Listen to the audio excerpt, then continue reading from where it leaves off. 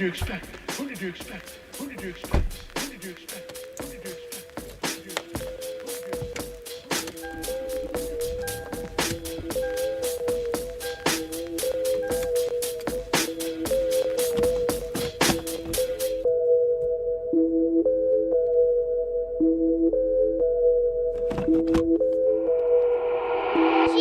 Welcome to the east side.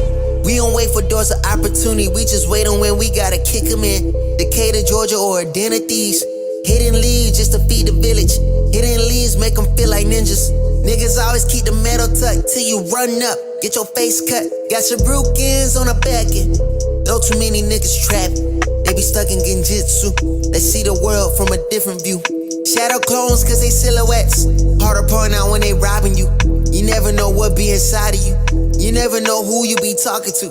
Till it's 2 a.m. on the east side. Black as shadows in the nighttime. They don't wait on nothing but the right time. He ain't come around the corner. Shots fired, that's a nigga down. Sad but this is normal around this town. I've been crying for my niggas found. I've been praying for my niggas down. Always looking for some progress. Try a nigga, he gon' regress. Locked and loaded that nigga ready. Turn your brains into red spaghetti. I be looking for God here. Hopefully see that I'm trying here. Save my niggas cause they really lost. Talk to my niggas before you write them off. They say, Vic, don't you move on that side, boy. Both the crime rate and junkies stay high, boy. Scary niggas, they ain't see my vision and they see it, they want in the convoy. Stop by the corner store, know that it's kids in there. Let them watch windows, pump gas for a bag of chip shot with the water. But no, they got shots, I don't need no patchouli. I just want water. Start bitch with my brothers like Pops and Earl. We gon' turn Keller Roll right into a Melrose. I might turn Wesley Chop to a motherfucking church. And they got them my people and teach them their worth. I don't need no appraiser, I'm knowing the worth of my property. They just sold out the cap, always a lot in the world. And I'm on it all that construction on this side. I'm taking my time, now it's 2 a.m. on the east side. Up as fuck, no I'm writing rhymes. Late night, not an early morning like an alchemist. I'm turning into something. Shots fired, that's your nigga down. Sad, but it's normal around this town. Cause I'm calling, say you beat the charge. He can't wait to come back around. Other cousin calling, almost out. Say he heard prices went back up. I confirm they gassed up. Told him chill, though, cause we next up. People be looking for God here. My job is to teach them looking themselves. Say my niggas cause they really lost. Spitting for the ones they breaking off.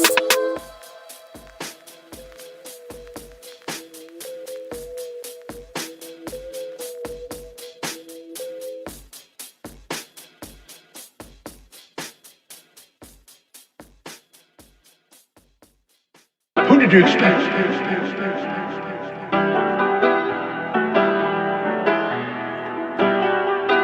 Biggest the what? Biggest the what? Biggest the what? Biggest the Super Bowl. Niggas so thirsty, don't put me in beef. Dissecting my words and start looking too deep. I look at the tweets and start sucking my teeth. I'm letting it rock cause I love the mystique. I still wanna give me a song where I be. Can't trust everything that you saw on IG. Just know if I diss you, I make sure you know that I hit you like I'm on your call ID. I'm naming the album to fall off. It's pretty ironic cause it ain't no fall off for me. Still in this bitch getting bigger. They waiting on the kid to come drop like a father to be. Love when they argue the hardest MC. Is it K-Dot, is it Aubrey or me? We the big three like we started the league. But right now I feel like Muhammad Ali. Yeah, Muhammad Ali, the one that they call when they shit ain't connected no more. Feel like I got a job in IT. Rhyming with me is the biggest mistake. The Spider-Man meme is me looking at Drake. It's like we recruited your homies to be demon deacons. We got them attending your wake. Hey, how the gang got away from the bars, man, this shit like a prison escape. Everybody steppers with fucking and everybody breakfast, and I'm about to clear up my plate. When I show up, it's motion picture blockbuster. The goat with the golden pen, the top toucher, the spot rusher. Spray this whole shit up, the crop duster. Not Russia, but apply pressure to your cranium. Cold's automatic when aiming with the boy in the status of stadium.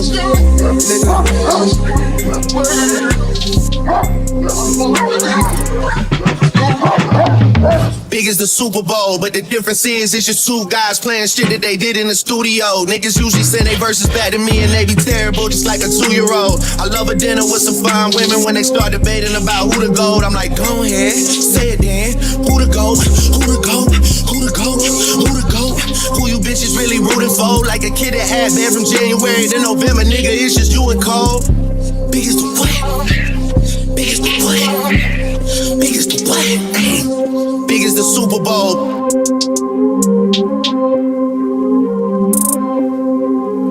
I hear the logic. I just cannot. Why that girl on her phone? She never paid attention to the room or the homie. She just missed another opportunity, And I know that she lonely with no company, She's so busy reading text, she ain't even read the room, yeah. Always sending texts like I just want myself a little boo, yeah. I think I just went stupid, hit by Cupid. The arrow hit my heart, I hope she noticed. Gotta read the room, yeah. Learn to read the room, I really wish that you can read the room. I really wish that you can look inside of me, and I could tell you how I feel, little baby. Just learn to read the room, Read the room. Just read the room, Just read the room.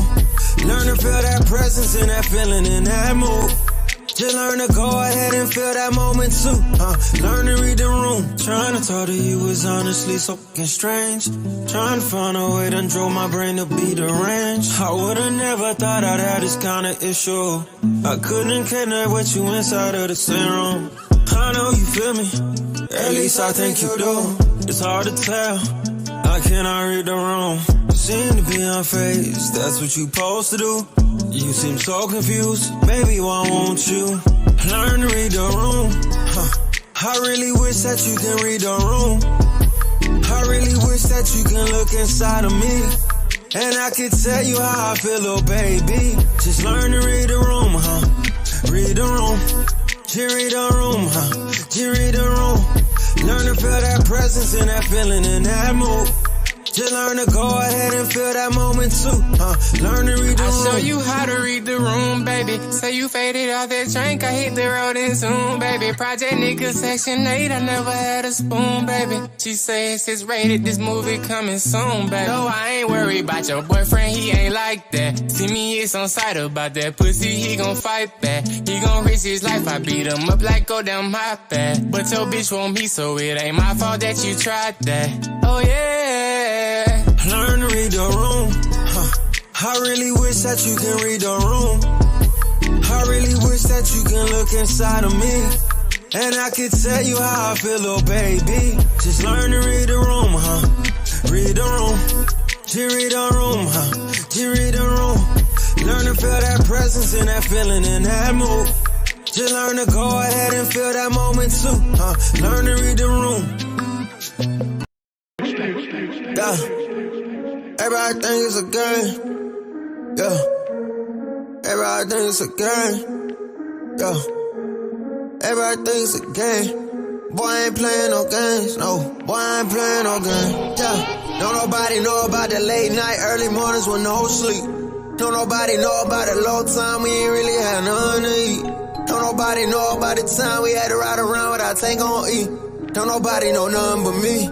Don't nobody know nothing but me. Don't nobody know about the grind that it took. Don't nobody know how many times we put ourselves out there and got overlooked. Don't nobody know our pockets was low. Don't nobody know they think what they know. Don't nobody got love for a man, especially when a man hitting it low. Everybody got words of wisdom. Who putting in the work though? Everybody wanna get a trophy, but you ain't make it to the ship though. Better stick to your sailboat. I know you love to ride the wave. I see you really love to follow. Should've said it was over here though. Whoa, everything seem like a game until you get played, yeah. Everything seem like a game until you get played, yeah. Everything seem like a game until you get played, yeah. Everything seem like a game till you get played. 2K, pat me the pressure, I handle the rock. Stay on the ground till I shoot to the top. Harder than lava, I fired the op. Stay back and shoot, my heart is just hard. I don't miss nothing, my shot can't get blocked. Bust in my face like I'm Curry on God. My mentality, win at all costs. Snakes in the grass, had to cut a few off. Keep my head low, my focus is pivot. The confidence is key, don't let haters get to you. Critics always wanna say something negative. I can't mind them, I know that I'm better than them. I just know I gotta grind for my team. Take the title home and be MVP. Once I do, I'ma show on the king. Finger to the left, so quiet my demons. Everything seem like a game until you get played, yeah. Everything seem like a game until you get played, yeah. Everything seem like a game until you get played, yeah. Everything seem like a game till you get played, yeah. Gang.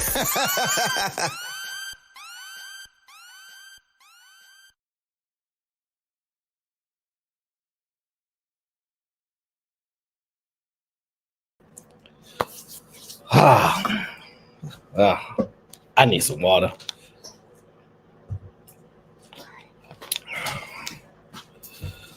What's going on? Welcome. We are back. It has been a day. It's cold. It rained. Then it stopped.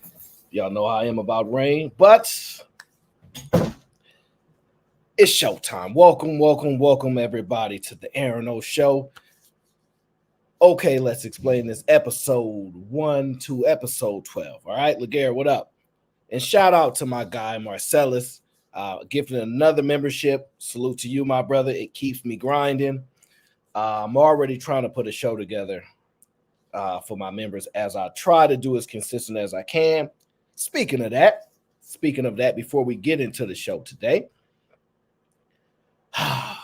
because we're going to talk about, I'm going to run a few clips. Y'all know it's my throwaway show for the clips, some of the clips. And then we're going to review, because I want to discuss the daily wrap-up crew, right? They released a clip about podcasts and us being able to be on podcasts and the feelings about them. So I want to review that, and that's what we're going to do. But before we get into that, we going to touch on a little bit of earnings today.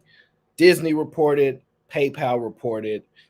Those are two companies that I hold in my YouTube portfolio that I created so people can walk on this journey together at my risk, right? And it went about exactly what I expected, right? Not what I desire, but roughly what I expected. So we'll briefly talk about PayPal. PayPal shares they basically reverse, all right? So they're falling in after hours for basically the forecast, meaning that what investors want to see as far as growth, profitable growth is what they're calling it. They didn't see that, and it wasn't expressed in which they at Wall Street liked it in the call.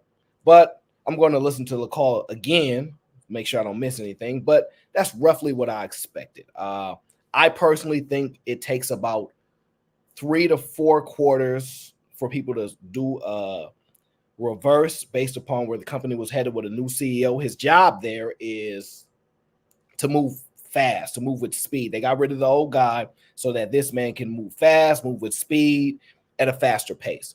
I do believe he is. I do believe that's his goal. I think he may be the man for the job. We'll see. I like him, but at the end of the day, just because you like somebody doesn't mean they're going to do well with your investment. But don't be shocked. I'll say, yeah, in the next 3 quarters is where I really make an extended assessment. Remember, I tell y'all for good reason, do not buy anything just because somebody else does it. 2 reasons, right? Some of us have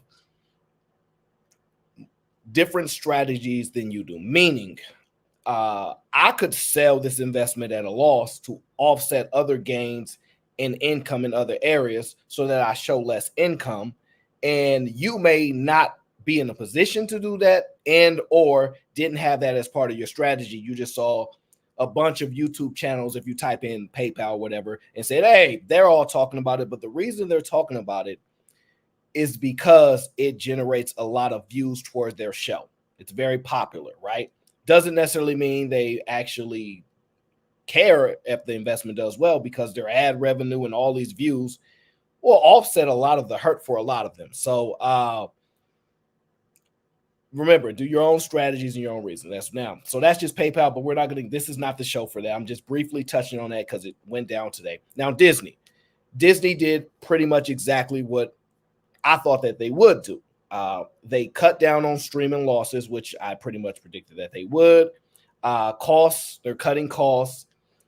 They're showing profit in areas, and they are doing stuff. They're strategizing, okay? They're moving, right? I think ultimately they're saying the streaming is going to be profitable by Q4. I really think it's going to be by Q3. I think they're keeping expectations low. I really think it's Q3. Either way, it doesn't matter to me, but they're on pace for that, and I think they're going to continue to reduce the costs. They have phenomenal assets. They just have to execute. So I'm happy with both. Either way, because PayPal reversed and then Disney did well, portfolio's up today. So I don't care, right? Portfolio's up. I'll even show you guys. Roughly, let me see. Can you see that? It's up about $1,800, if you can see that. So that is the benefit of being invested in more than one company when one's not doing well, and you're not going to get all of your investments right. Let's just be honest. You're going to have some ones that didn't pan out the way you wanted, and then the other ones are going to offset. You just hope you hit more home runs than you strike out, okay? So that's what I wanted to say about that. We'll probably get into more breakdowns and conversations either this weekend or next weekend. I have to figure out how I can fit that in my schedule, okay? Now, shout out to my brother Antonio says for the water fund. Y'all know I don't do a show without water. And I ain't got no more pineapples. Remember that show I did? I got some pineapple juice. I have no more pineapples, so I'm going to have to figure that out. Somebody hook your boy up with some pineapple juice. And I'm just in a good mood today, man. Life is good. I'm excited. Shout out to E. What up, E? He says, keep cooking. We need to change the time for the members only. Laugh now. I'll be at church. It's the reason why it's early is because I be up. Just like I'm up during the week, the weekends ain't no different. I pretty much be waking up at the same time. The difference is I can allocate more time into reading more and researching more on the weekends. And I'm doing other stuff that I don't want to express online because I don't want people asking for this and asking for that. People like to take a lot of my time. They're like, here, just give it to us. And I am a man with limited time, okay? I'm not going to be on this earth forever. I have limited time, and I just can't give it to everybody. I gave a lot of my time to people for the last few years. So I'm trying to claw back a little bit, okay? I'm trying to claw back a little bit and figure that out, all right? So shout out to Eden, man. We'll see what I can do, brother, because I love when you're at the shows because you definitely participate and you make them interesting, all right? So we'll figure that out. And you know what? There's two things I'm going to do. I'm probably going to go over a watch list next show, or we'll discuss something else that I have up my sleeve, all right? People saying the pineapple juice was spiked. You ain't got no proof. You ain't got no proof. You have no idea of what could occur on. Yeah, you can't see through the screen. You cannot see through the screen, okay? So, yeah, that's what we got cooking today, all right? It's going to be open panel. Anybody can have a conversation. It's all good. And shout out to my brother Thanos Theory, who's been a sponsor of that show. I think it went really well. Some people, maybe your portfolio is doing good today. Maybe it's not. Maybe if you have multiple portfolios, it's probably easier. Your choice. But shout out to my guy. Shout out to Thanos. Shout out to my guy. All right. So listen, why is YouTube not showing channels going live, Carl? That's common with YouTube. They'll try to hide people in the shadows, and that's how the game works, bro. So I don't be tripping because it's just fun for me. I'm just enjoying myself. And that's all that really matters to me, right? So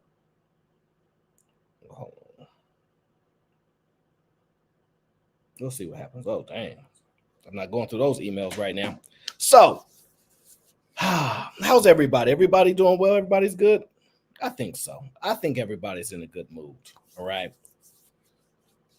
What's today? Wednesday. All right, we got Wednesday today. Probably AOC this weekend. We'll see. You guys, last AOC, y'all was not behaving well. I'm just saying that. Yeah, y'all was acting up. All right. So we got that cooking. We'll see how that works out. And we doing what we do. We are doing what I do. Now, let me see here. We're going to get into the show. I ain't going to hold y'all up. And no, don't ask no questions. I ain't asking no questions today. Nope, not going to happen. Y'all not getting me today. But I seen this post and it got me thinking, right? And I'm going to show y'all what it was. This post that I have right here. I got you. Hold on. And I really want y'all answer for this. I missed it out in about the wife. Really want y'all thoughts on that. Let me see here. Excuse me, sir. Do you have a dream?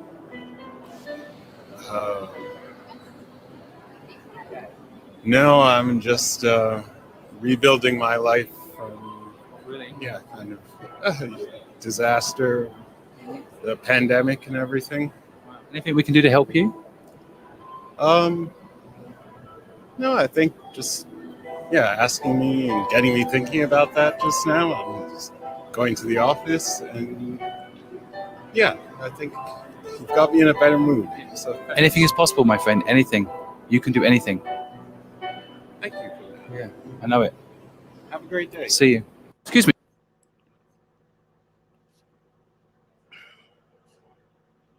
No, E, you had to send me that. I ain't seen that. You know, how many of y'all have dreams? How many of you, if I came to y'all, I said, yo, tell me what y'all dream is. Do y'all have dreams? Do y'all have a dream? If I came to you and I said, what are your dreams? Would you be able to tell me? I don't know if I could. I'm not a dreamer. And that bothers me. It bothers me that a lot of people are walking around with no dreams. I didn't want to be an astronaut. It made me think two things. One, if it was a woman, she would have said, yeah, I got dreams. You want to pay for it?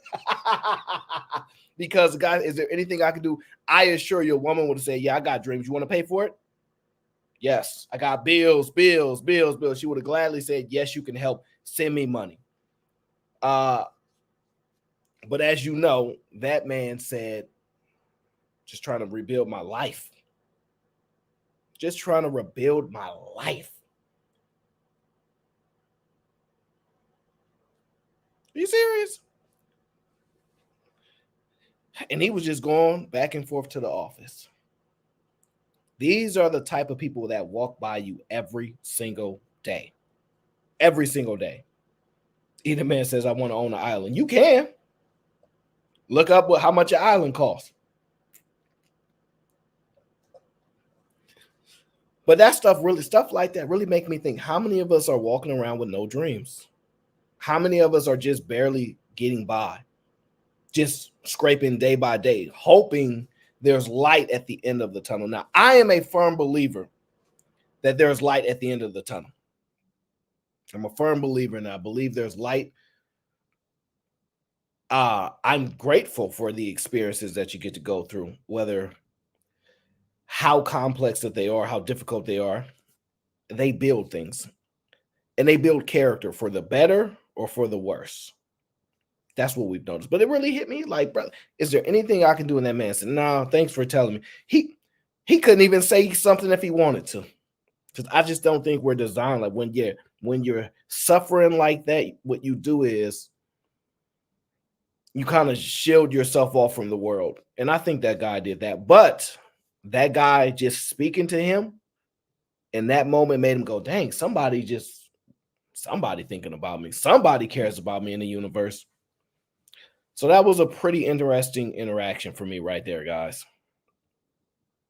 It really, really was, because I want to know if you guys are going to dream.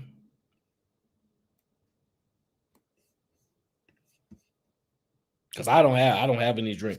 I don't really have dreams, actually, guys. Goals and all that type of stuff, you're sure that's different. Tangible things you can but actual dreams where it's so, because he said he got crazy. He dreamed where you dream so much that it's outlandish. Oh, Kazi. Yes, I do actually have dreams, though, in the sense of when I'm asleep. Yes, I'm very visual. I can definitely see a lot of stuff going on in my dreams, but my dreams are even practical, right? Except for when I'm falling off a cliff or I'm falling from the sky. That part is, I just wake up before I hit the ground every time. So I don't know if that's practical or anything, but that definitely occurs a lot. But I have to sit back and think about, man, if I just quit doing everything, right? Not help focus on nobody else, not work for no nothing. What would I do? How would I spend that time focusing on what I want to do? I don't know. I don't know if I've ever sat back and done that. but it definitely makes me think.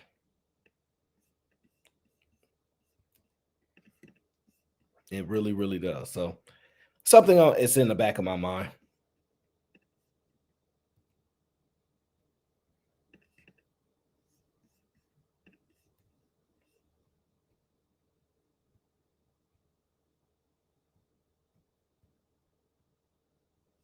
Oh, should I'm okay. Okay. I don't have these clips in any order, guys. So please don't be upset with me at all. Okay. I just know sometimes they just go in any particular type of order. Okay.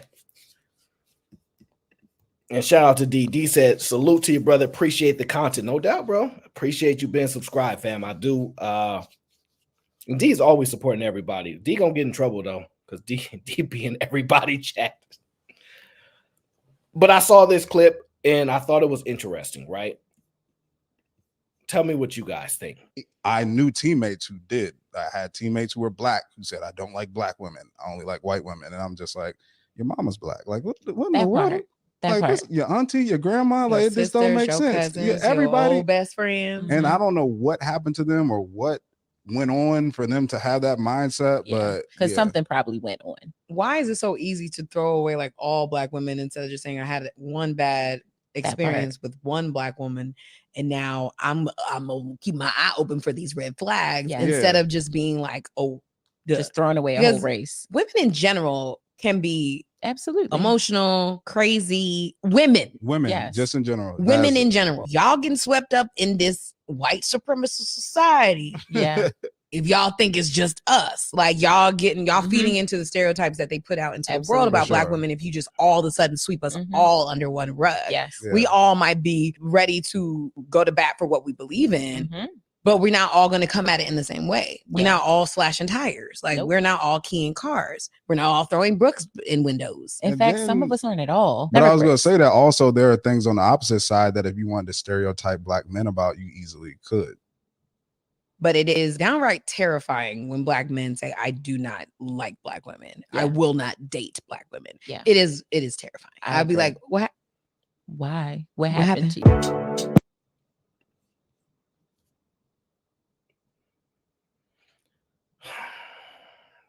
You know, the interesting part about that is she said it's downright terrifying. Why? Why is it terrifying if you don't care for the guy anyway? You don't want to deal with him. So if someone tells you, I'm not interested in you, don't that make your life easier? I think it makes your life easier. Here's one of the parts I got caught up on, right?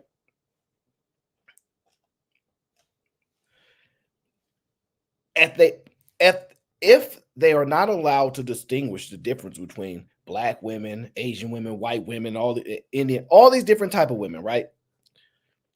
Then why don't y'all just say y'all the same? Why do y'all take pride in being black or white or Indian or a Filipino or Chinese? Why do you take pride in it if there's no difference? I'm going to guess there is some sort of difference. I don't know. Must be some difference. But if a guy says he don't like the way black women are, you don't like the way black women are, let it be. Why does it always shift to the narrative, but your mother is black? You have black aunt. So is he allowed to date his mom? Because last time y'all said you're mama's boy. You want somebody to be your mom, all these things. So can't have both ways. You cannot have both ways. You can't say, I ain't your mother, you looking for your mother, and then say, well, you hate your mama. Well, you said he can't have his mother. That's what I often hear. So sometimes people that say they don't like black women, what they mean is they don't like the culture, because Venus says the cultural difference, right? That means they don't like the culture of black women in particular. They don't like it. They have every right to feel that way. If they think black culture is trash, particularly of black women, it's true. That's how they feel. That's how they feel. I wouldn't be upset with anybody. That stuff don't bother me at all. The other part that I noticed was making a reference to somebody's parents for decision making. I just want to let y'all know, y'all daddy was broke. Your daddy was a bum. So if the standard is your mother gets to determine what you like and desire an outcome, then your daddy's your standard. So if your daddy was a broke bum, you get a broke bum. I'm tired of y'all saying y'all want more than what your father was, because y'all conflict all the time. Y'all inconsistent with your statements. Y'all want what y'all want, but the man can't have what they want. If I had a lovely young woman to come to the panel, right, which at your own risk, right, and I asked you to describe, and I said, go ahead and, hey, Venus. Hey, how you doing? Oh, I'm doing all right. How you doing? Good. I thought this was interesting. I wanted to speak to you about it real quick. Of But go course, ahead. of course. But I think that if the cap is your family, whether your mom or this, then your dad being broke should play a factor on the type of man you get, I think. Because your daddy broke. I think that we should, as men, we can start saying that. Man, was your daddy rich? If he wasn't, then I don't want to hear nothing. You want a rich man. Your daddy broke. Because we're going to start holding the standard of who your dad was. And that Well, was my dad's doing okay. He's not your dad, Venus. You get my oh, my point. bad. I was gonna say he doing all right. He got a nice retirement. He's a retired. Don't talk to me about no pensions, okay? I already had a whole He's conversation. a veteran. He's a Marine. He's straight. His funeral already paid for. He get $5K a month just to sit around. Like he's straight. But anyway, um, okay, a couple of things. When you said why do people reference the parent, right? Yep. I was thinking when you grow up, like your parents are your first example of a love interest, right? And that affects how you operate in life. So for the boy, the mom is like the first girlfriend. For the little girl, the dad is like the first love interest, right? And so the way that relationship goes really affects how they kind of view the world, and how they deal with people in relationships. So that could be one reason people bring up the mother. The other thing is it's kind of abnormal. Like, do people find other races attractive? Sure. But for the most part, most races marry within for the majority. And also, it's one thing to find multiple races attractive. It's another thing to hate your entire race. That's when it's like, okay, this is concerning. There's something else going on. Because No, it's more than yeah. what's fair. If the argument is black people ain't done nothing, black people are the bottom of the bottom. So if that's what his perception is, and that's what I hear all the time, nothing wrong with him saying I don't want no association with y'all. I'm gonna give me one of the women team. It is something wrong because, like I said, most races, we're just going to look at what's normal. Most races do not look at their own group and say, I hate all of them. We're not going to pretend like that's normal. That's an abnormal thing to say. So when you say it, yeah, people look at you crazy. Like, okay, so you just, that's why they'll reference your family. Like, so I don't like black women, so you don't like your family. You don't like, how do you not like an entire race of people because of, and I promise you, I've had a lot of conversations with these people on panels, and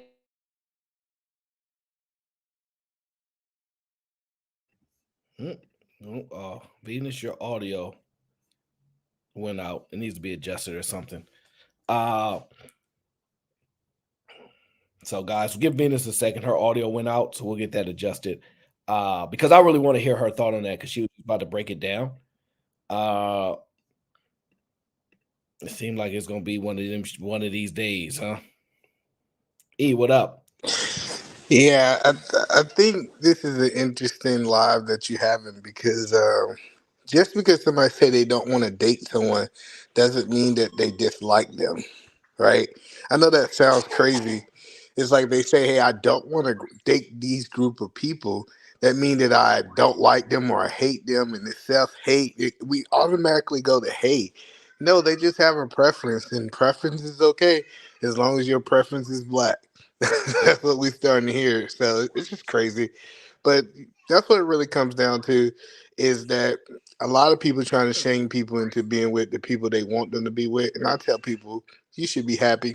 Choose who you want to choose because the reality of things is they're not the same.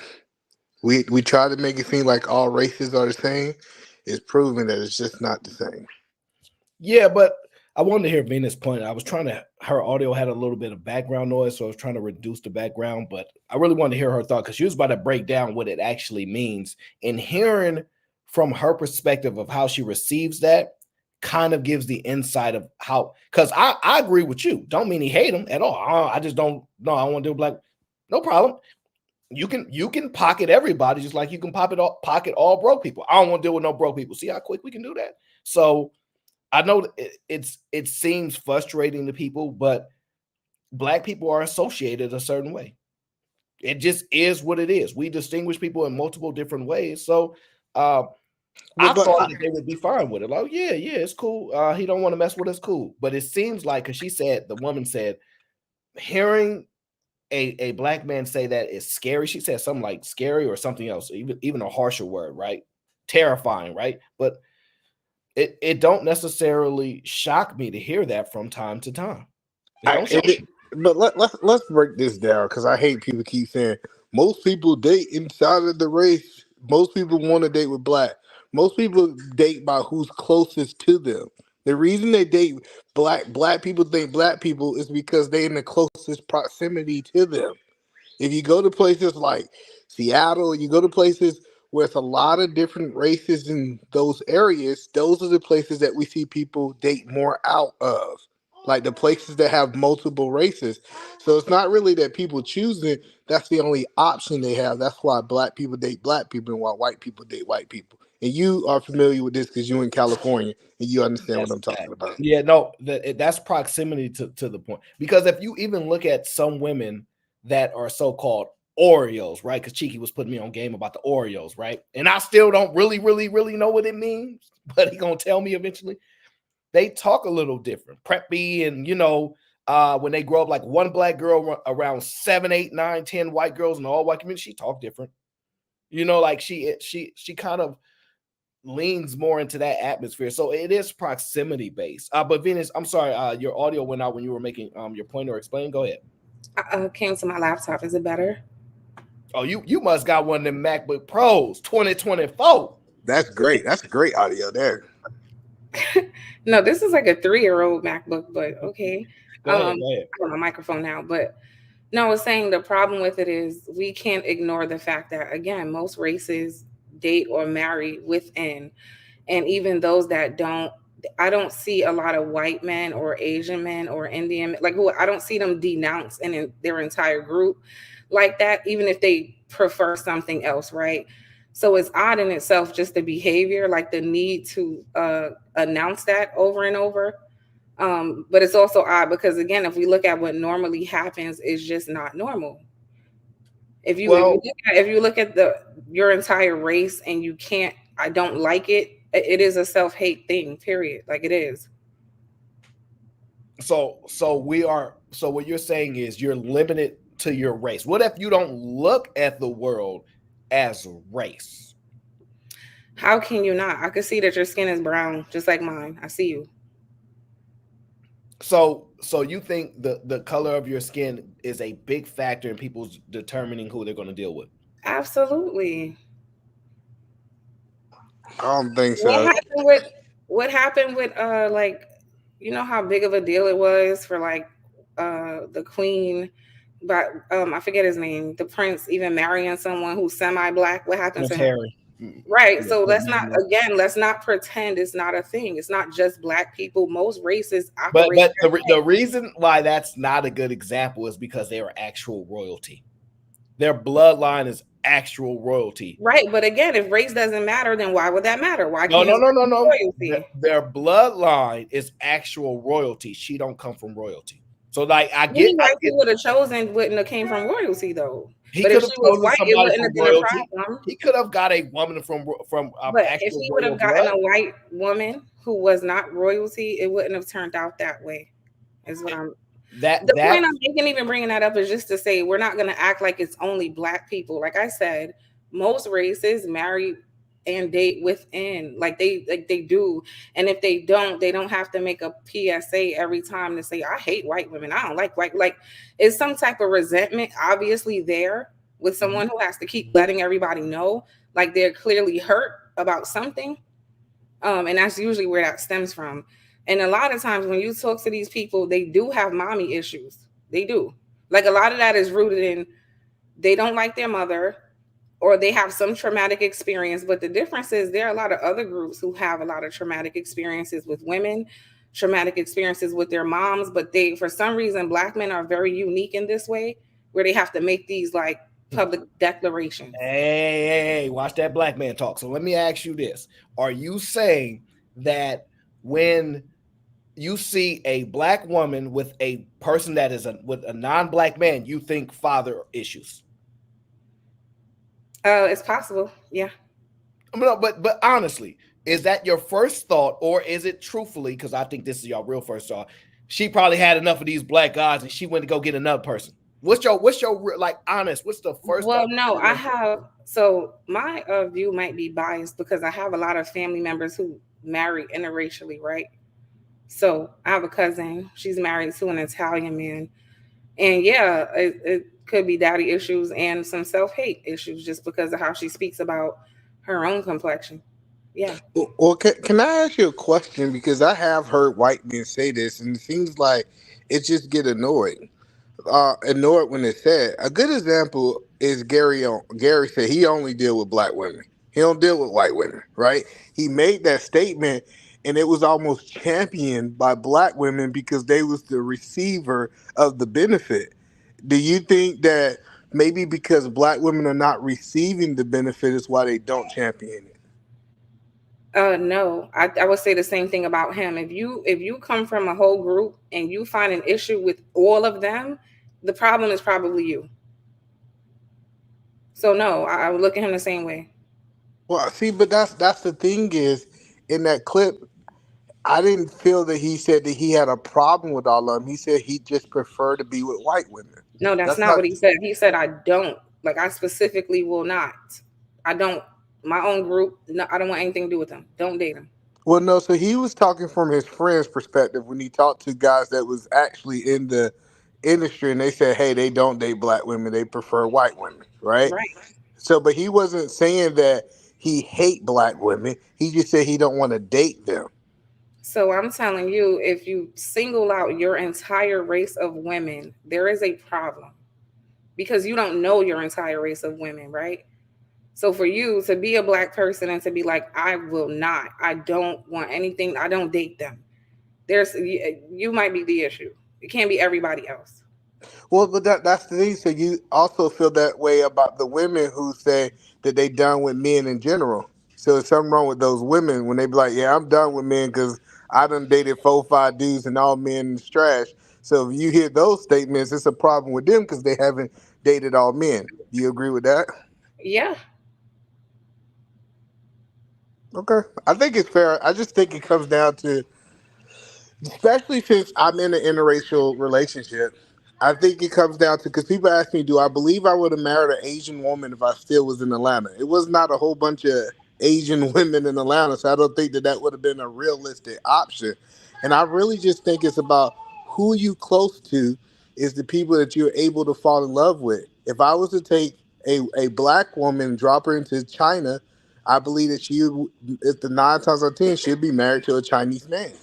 So I don't know if you said this earlier, but I said there's a difference between people who are just open to different options and people who completely denounce their own race, right? So it doesn't mean every interracial couple have these issues. That's not what that means. But if like you're a person like Gary Owens or like the Black dudes he talked about where you just can't see it for your entire group, it's something with you. So, well, let me ask you this question. So do you believe, so would you date outside your race, or have you ever dated outside your race? Let me get it there. I tried. Would you have a different perspective of dating outside of your race if it worked? No, because I don't know if you are receiving what I'm saying. I just said to you, I don't view every interracial relationship as people who hate themselves. It's not everyone. I'm speaking specifically to people who denounce their race entirely. Something's wrong there. No, so the reason I'm asking, because I have a friend that won't date Black women, right? Mm-hmm. And when I have this conversation, he says, hey, every time I have dated outside of my race, I had a good experience. In the times that I dated inside of my race, um, I had bad experiences. So he said, I'm a business guy. I typically go where the best business is. So it's not like he's saying that he disliked black Wait, women. so He just so if he had a great experience, why is he still single with those other women? well, he's married to a white woman now. Okay. But we still see that's the thing is when we Wait, when we but you said he said I don't date black women, right? That's what he says to you. yeah. So we was having a conversation. And he was saying that if him and his wife was to separate, he don't think that he would go with black women. He would try to find another white woman. And so he said he don't think black women would be the option. So he would be exactly what we're hearing. And I think it's some people just think that their odds are better with other races. Do you think that that's a problem? No, I mean, I think you can do whatever you want. It's just my opinion. If you denounce your entire race, you're a self-hater, period. Well, yeah, I get it. Like I said, I get that you feel that way. You have the right to feel that way.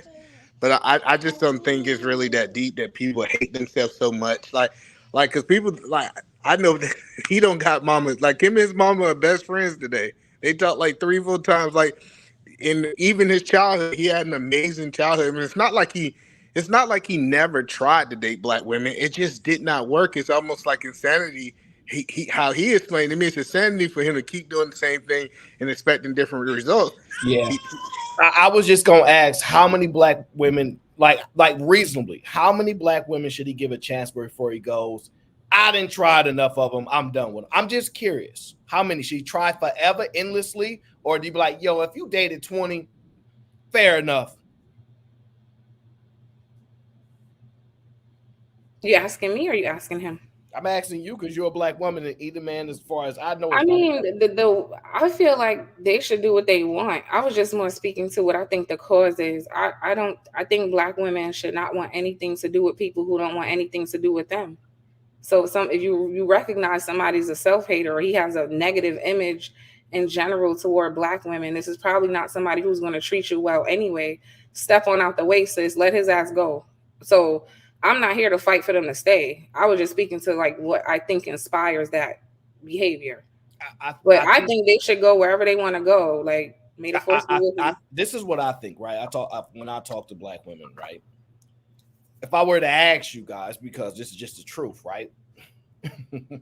Can y'all outcompete the other women? You know what y'all would say? I don't compete. Exactly. There we go. That is the exact. We don't compete. But y'all want competitive black men. Y'all want us to compete. So I thought men took pride in being competitive. I didn't know women did that. Oh, you didn't know women did that? Okay, no. So if that's the case, I accept that answer. Now, men are possessive. Women get to be possessive too, or no? Yeah, they can be. Nah, see, that's the problem. See, y'all try that too often. Y'all think y'all can pick and choose with double standards y'all get to get. How can a woman be possessive of a man? What do you mean? Y'all don't have the ability to possess us. We have the actual physical domination to possess y'all. Y'all don't. So why do you think it's reasonable for y'all to have that mentality about possessing something that you actually can't? Because that's apples to apples. Wait, so possessive, demanding someone's total attention and love. Why can't we do that? Why not? You don't think that sounds crazy? No. Okay, so fine. I concede, I accept. Let me just ask you this. If you could create the perfect man for you, how would you describe the perfect man? He would be black, right? Because I actually like being black and I would like to have black kids because I don't hate myself, right? Mm-hmm. So he would be black, so my kids would look like me and him, black. Okay. He would be smart. He would be considerate. He would be emotionally intelligent, emotionally available. He'd be patient. He'd be a provider. That's how I describe him. Okay. Now, let me ask you this. Do you think there are a lot of men out there like this? I do. Okay, so if you believe there are a lot of men like this out there, why aren't more women coupled? I think you mean black people or just people? Well, you only care about black people, so it don't matter. That's not true. It pretty much is. I think I think black people as a whole have a lot of issues. Like, I don't know what's going on. There's a lot of resentment, bitterness. People are broken, a lot of trauma, and people are like just kind of like not able to connect. I'm not really sure why. There's a lot going on both sides. So I wouldn't like why aren't black women coupled? It's like why aren't black people coupled? And it's a lot of issues. I think black people. Well, I want to say I think black men don't value marriage first and foremost, right? Because the line is, well, men control access to marriage, right? So they're not No, prioritizing being married that's in the fair. first place. No, So that's women fair. can't make them. Well, let me ask, no, that's fair. What do you think outside of, because you said black men don't prioritize marriage? What do you think men outside of black men get when they get married? A committed life partner, like a family. Try having conversations with them. And what you'll find is, because I speak to a Pakistani guy all the time, business owners and all. You know what they say? I talked to one recently. Okay, he's a provider, by the way. He said, "My wife can spend all her money on herself. She don't share with me." And I said, "Would you get married again?" No. It is a constant thing from older generation people, 50 plus, business owners, non-black men, consistently providers. They ain't gonna do it again. If they get divorced, they're not doing it again. They are not necessarily joyous about the so-called women keeping money to themselves, but some whatever reasoning they have to provide for the thing, but they still feel a way about it. It's really interesting, actually, right? So, well, everyone, sorry to cut you off, but every married man doesn't feel like that. Because I know some married men who don't think that way, and they're actually happy that they have a wife. So we could always find a negative example for any situation. Like there's a lot of men who resent being married, but there's also men who are taking pride in having a wife for 20 years or however many years. yeah, so I'm going to, okay, fair enough. That is true. I'm just going to add, because if the argument is most black men don't want to get married, right? And their experience that most black men are getting these conversations from men that are married are telling them that, I could argue it's the majority just based upon that example. But I don't want to get caught up there. I want to ask you this. So what other groups get from marriage? They get a life part. Like, you don't think they get something else? Yeah, they get legacy, they get fulfillment, like they get family. Yeah. So either black men don't care about legacy and family, or you're saying black women don't provide that. Well, I would say it could be a combination of both. Well, no, because look, legacy, one of the major things is a child, right? And there's a lot of single mothers, so they're providing legacies every day. So then the answer would be black men don't care about it because they're not making sure they're under the same roof. They're not making sure they have a family unit and making sure their kids grow up in a two-parent household. So yeah, I would say black men do not care about their own legacy. A lot of them. Okay, so that's what you believe. I won't argue. I want to know, if black women are some of the most educated women, why do they keep acting like white men care about their legacy when the numbers are not indicate? It doesn't indicate that they banning their kids, same rates, argumentatively, poverty, just as like. Why is it? Wait, so there's as much single white moms as there are single black moms in the country? You don't think so? No, honestly, I don't know. That's what I'm asking. No, so I don't know the exact numbers on that either. I know there are more white people on welfare than there are black people, but that's not even the biggest thing. We are all smart enough to know that when we see people, all right, for example, when you go to work, when you work in a corporate atmosphere or with other groups of people, you look and you see other races of women. Typically, if you're a woman, you probably work in a more dominated field by other women. Sometimes there's more men, but you'll look at a woman and go, "Oh, she's working, I'm working. Her man must not be providing, right?" It blows my mind that a woman just don't look at the Asian woman or the white woman that she worked with as a black woman and go, "Is they husbands or they boyfriends providing for them? Why they here with me?" Because most women ain't getting provided for, but this is thought that only black men ain't providers. But it's mind blowing when y'all know for a fact the large majority of all men of all groups are not providers. So when I say provide for, I don't necessarily mean pay for everything, right? Like I have a friend, she's married, she's black. Her husband pays. They both work. Her husband pays the rent, which is the largest bill. She pays the other ones, right? I consider him a provider.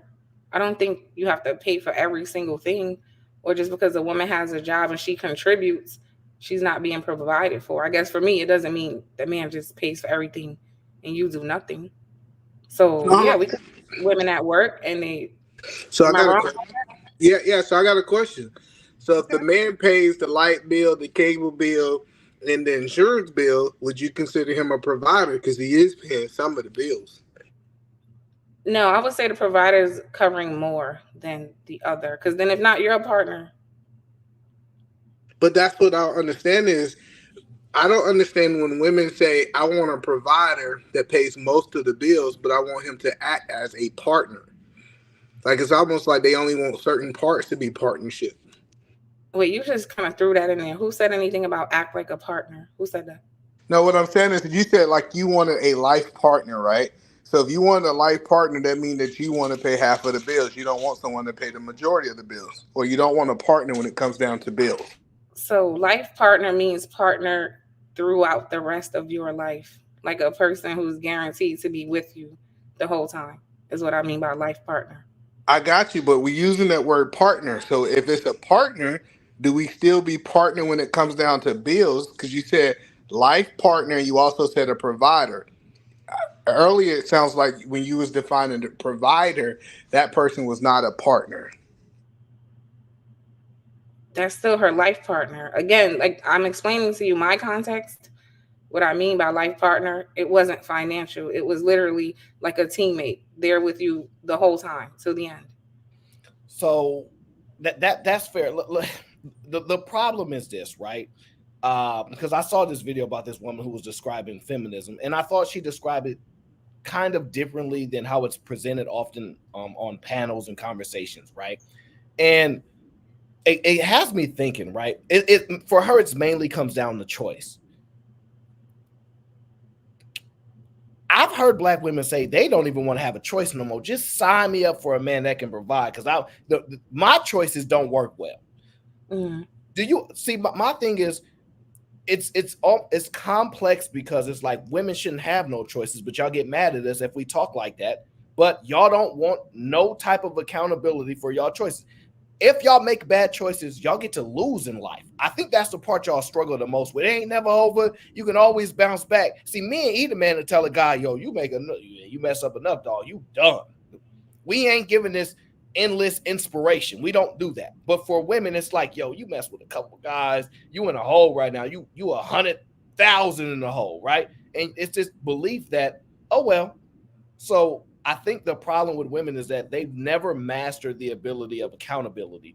And because their lack of mastering that, they still want freedom of choice, but they don't know how to manage accountability and freedom of choice, because their choice can lead to the worst outcomes, and that's the life they might have to live, but they don't want to do it. They don't silently do it. They don't quietly just die. At least men be homeless on the streets and beg for coins and quietly die off. Women will finding ways to beg. I got women on YouTube right now saying, me and my family were homeless. Can you donate to us? Donate to us. I'm like, yo, this is wild. This is wild. So I don't know. I don't know about these choices. I think so what would be the latter though? Like, so then women should just marry. I mean, what would be the alternative? Women should just marry whatever man picks them. Now this is a good question. Shouldn't you just marry the person that your mom or your dad picks for you? I don't know. Exactly. I know what the answer is. Let me give you the answer. But what if I'm not happy with what they pick? Exactly. If you not happy, so that means fine. You decide. But now you got to lose all by yourself. Yeah. See, I believe in that. I don't believe in saying, oh, it take two to make a baby and this, and that. It's both our fault. I believe just blame one person. Just blame one person. You only control your life. Blame yourself. I'm kind of with that too. But in the case where it does take two people to create something, then yeah, I have to blame two people, because without the two people, this one wouldn't exist. So we don't get to blame one for something that literally took two to make. Yeah, but that's outcome, right? I could find you a woman that got donated sperm, and it to her, Well, it that's just her fault. I Completely her see fault. that's considered different to y'all, but it's the same outcome. A baby was produced. So that's why I try to get people to wrap their head around. I understand if you don't do it that way, two people were involved in the decision, but either way, a child was produced.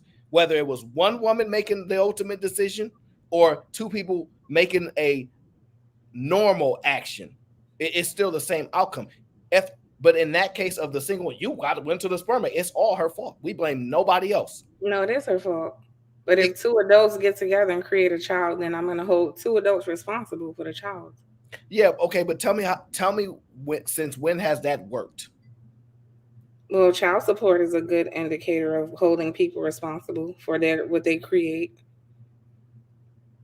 It doesn't always work out, but that's one tool they introduced to like try to make people be accountable for just creating children and not providing for them. You actually can't make people do that. That's why it's funny. What you actually make is people like the rest of citizens pay for things. Mm-hmm. That's what you ultimately do. So your actions actually impact other people. And I'm not saying that because obviously you pay into it. We all help provide for society. That's the role. That's fine. But a guy that just says, I'm going to go sleep on the streets, how you holding him accountable? Well, yeah, I mean, life is. You really can't. He has his consequences just like the mother does. And in my experience, most guys that don't take care of their kids are not doing well in life. They're not doing well. So I never understood this whole harp on the guys. They don't take care of their kids. What is he doing? Is he living in the mansion? Is he really living it up? The answer is no. They're usually doing bad. They're usually doing really, really bad. But the overall concern is that if a black man does not want to date black women, that's problematic. But if a black man say, I don't like no white girls, that's not problematic. Is it because that's what you're used to, that's normal to you, or that's what's right? I think it's what's right and what's normal. So how is it right to say that I don't want to date white women, but it's wrong if I say I don't want to date black women? Because you are a black person. It is abnormal to look at your own group and denounce the entire group. Again, I don't know how many ways to say it's not normal, period. It's not. That's why you will never see the majority doing it. Like, it's just all across races. That's not a normal behavior. To look at your entire group and be like, oh, nope, I don't like them. Something like in my mind, I don't see anything but self-hate. There's no other way. Okay, so let me ask you this. So we agree, in order for you to have that perspective, black people represent the rest of black people. Yeah. Okay, and the perception of black people are they winners? In certain regards. No. It's not the perception. The reason that man said he don't mess with black women because the perception of black women is not attractive. Mm-hmm. Wouldn't you agree that's how he got to his determination? No, I don't think that's how. So I think a factor that you got to put in there.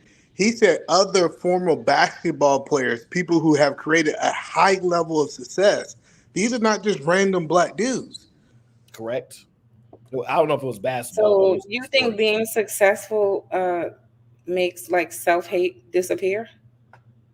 No, what I'm saying is that usually successful people want to be around other successful people. And I believe that a lot of successful men that's black feel like the successful black women is a very small pool. Mm-hmm. But there are like black women athletes, black women actresses, black women singers. Like, I don't know about that. Well, yeah. Well, when I say success, I'm not talking about from a money point of view. But you mentioned an NBA player, so that's money. That's right. I get what you're saying. So men. So can we agree that men's success and women's success are different? So, okay, so then explain to me what you mean by successful black woman. What does that mean? If you're not talking about money, what are you talking about? All right, so I believe a woman can be considered successful if she's not combative, she don't have kids, and she's the type of person that's very cooperative. Well, we said that she had became a successful black woman if she was able to accomplish that based on what the market currently has. I've never heard success described like that, but okay. So in his entire race, there's just no black women who are cooperative without children. No, we're not saying we're not saying that there is none. We're just saying that the pool is very limited. Do you agree with that or disagree? I'm gonna disagree only because the way you're describing success, I do not think that's what they mean. I think people find nice ways around the things they really want to do, right? So it's easier to say black women are non-marriageable than to say I have a fetish for white women or I have a self-hate issue. I don't want children that look like me. I don't like my nose. I don't like my nappy hair. I don't like my complexion. I don't want to replicate it. Nobody's going to tell you that out loud.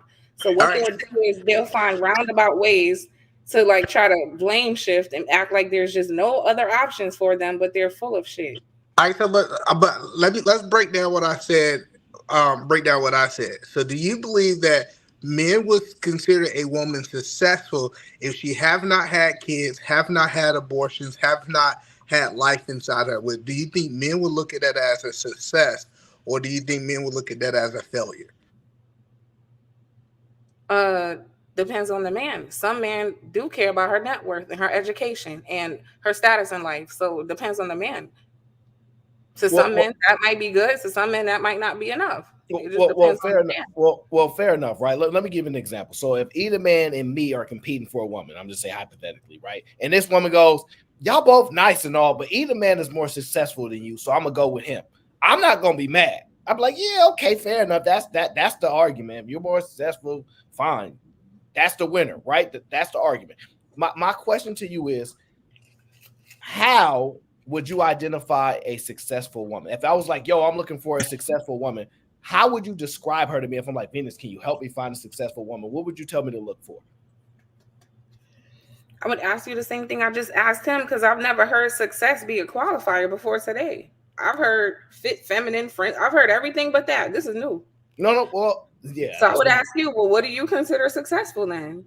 What if you say she has to make six figures? No, right? It just depends. I'm wondering, as a woman, y'all see other women and y'all say women are great. They can do this. They can do this. So I'm wondering, how would you describe a successful woman, even through your eyes, even if you wrong and you brought me the wrong woman because you got her based upon the way you view success and ain't what I see. I want to know from your eyes, how would you look at a woman and go, oh, she's successful? How would you see that? For me, it's going to be like some level of status, education, income, for sure. Mm-hmm. Like, what have you acquired? That's kind of how I look at success. What have you done? Okay. So that sounds about fair. So let me ask you this question and we'll see if we'll be honest. There's a tight end that's playing in the Super Bowl. Mm-hmm. Okay. His name is Travis Kelce, right? He was messing with a black girl. He moved on to Taylor Swift. Mm-hmm. Taylor Swift is more successful. Money. That's what I said. Money. Wait. More successful and more valuable to him. And they still was like, yo, I can't believe you left her for her. How come none of y'all was cheering like that was a smart move? Oh, I don't watch sports, so I don't have an investment. But again, it's always going to go back to him being, I don't know. This is a black person we're talking about? The argument was what either man was saying earlier. It's because the black woman lost. See, if the black woman wins in the argument, yeah, we mess with black women because they better than white girls. Black women cheer. Yes, we are. The argument becomes, oh, white women better than black. Why y'all always comparing us? We ain't competing. It's inconsistent. Mm-hmm. So that be the problem. We know y'all compete. We know y'all look at other groups of women and be like, why do our men think they're better than us? And then it's like, y'all can distinguish the two. So when we say, okay, how are they not better than y'all? Y'all start telling us things like, well, we don't compete. But y'all do, because y'all say that chick better than your last girl and all these things. And it's just so inconsistent. But when it came I down, think he's right, because if he's white and she's white, then whatever. Like, I don't know. Like, I don't really know how to answer that. No, but could you please answer what he's saying? Do you believe that when black women lose, they have a problem, but when they win, it is okay? Yeah, just like anybody else. Yes, people don't like to lose. Yeah. No, the difference is men accept losing, meaning we know when we lost. Hey, look, you got me, player. You a better man than me. Move on. Women whine. That ain't fair. How is she better than you? Can y'all not tell a woman that's better than you? I don't know, because for me, when I hear like conversations like that, right? Mm-hmm. I don't know. I don't go through the world thinking about, honestly, who's better than me. Like, that's not a thought in my mind. So if I even hear that, somebody else had to say it, right? And then if someone's like insulting you, you become defensive. But I don't look at other women like, you know what? Keisha over there is better than, like, no, we don't think like, that's not really a thought. So that's why you guys think I don't know. I don't think like that. But okay. My assumption is when I say better, prettier, because women acknowledge other women are prettier than them all the time. Mm. Right? We can agree to that. Oh yeah. So that may be how y'all assess y'all competitiveness. Ooh, she killing that. She look better. Her body better. That might be how y'all tend to assess that. So that I mean, it kind of makes sense. It's just the inconsistencies is that if a black woman is being praised at the downfall of somebody else, they have no problem with it. Yeah, we don't mess with no black queen. We only mess with black women. No problem. But if we say we only mess with these, it's a problem. So I guess the argument is nobody likes to be losers, right? The problem is, are you saying that if we had to be fair and acknowledge that there's competition in each group, you wouldn't acknowledge that every other group of women is outperforming black women, whether it's getting husbands? No. Outperforming in what way? Like getting husbands. I think that was a good example he used. That was just one example. I was about to go through go ahead. Tell me the examples. Yeah. So what I was trying to find out is, how does a woman feel fulfilled? And comparison is often what people do in life. What is such and such doing? Oh, that's my coworker. We make $50,000 each. Oh, we both live in this neighborhood. Oh, so we compare to things around us. So when we see other women doing these and other women doing this, the only reason black women are complaining that they ain't getting married is because they would want to. But if all women wasn't getting married, they'd be like, oh, that's normal. That's just what's normally going on. But since it's just particularly more black women, that's an obvious difference. So that level of competition has to be there. There's no way you could tell me how black women are better than any other group of women. I guess I can. I think black women are the most beautiful women, period. I don't look at white women and go, I want see-through skin where you could, I don't want that. I don't want, like, I'm sorry, I don't want to like get disrespectful, but I don't look at white women and go, I want to look like that. Like, no, I don't. Y'all might look at them like that, but I'm not sexually attracted to them, so I don't see it. So for me, no, I don't look at them and go, yeah, I want to be a size 2, and like, I don't see, but this is the problem. It ain't just looks, because if looks was the thing, y'all would be winning. Clearly, that ain't what's gonna work, is it? Well, no, that's why that wasn't mentioned in my thing. You said the prettier thing. Can we acknowledge when a woman? But that's the only way y'all do. When I just said, how can you tell me black women is beating other women? You said we the prettiest.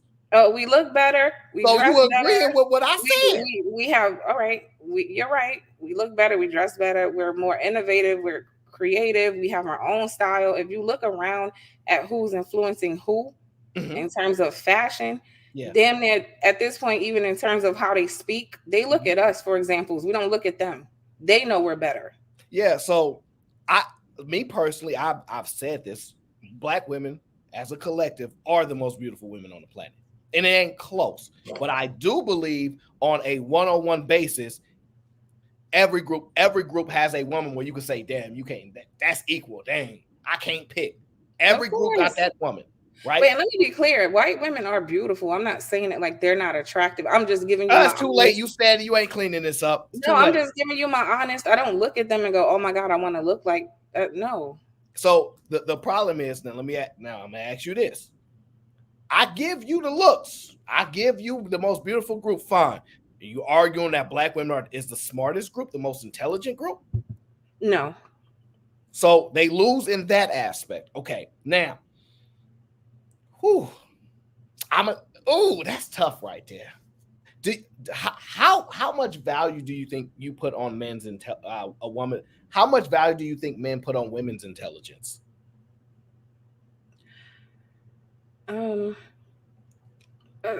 Some.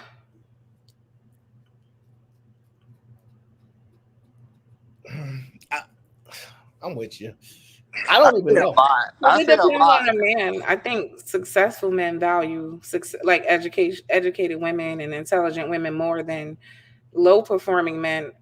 A lot of times don't really value education. They don't understand the need for it. But I notice most like corporate dudes, they'll have like a corporate wife or somebody who's kind of on his level. Mm-hmm. So they value men who usually are educated to some extent value educated women. Or like not, and I don't even mean like has to be in school, but like they want a woman who got some type of intelligence about herself. I'm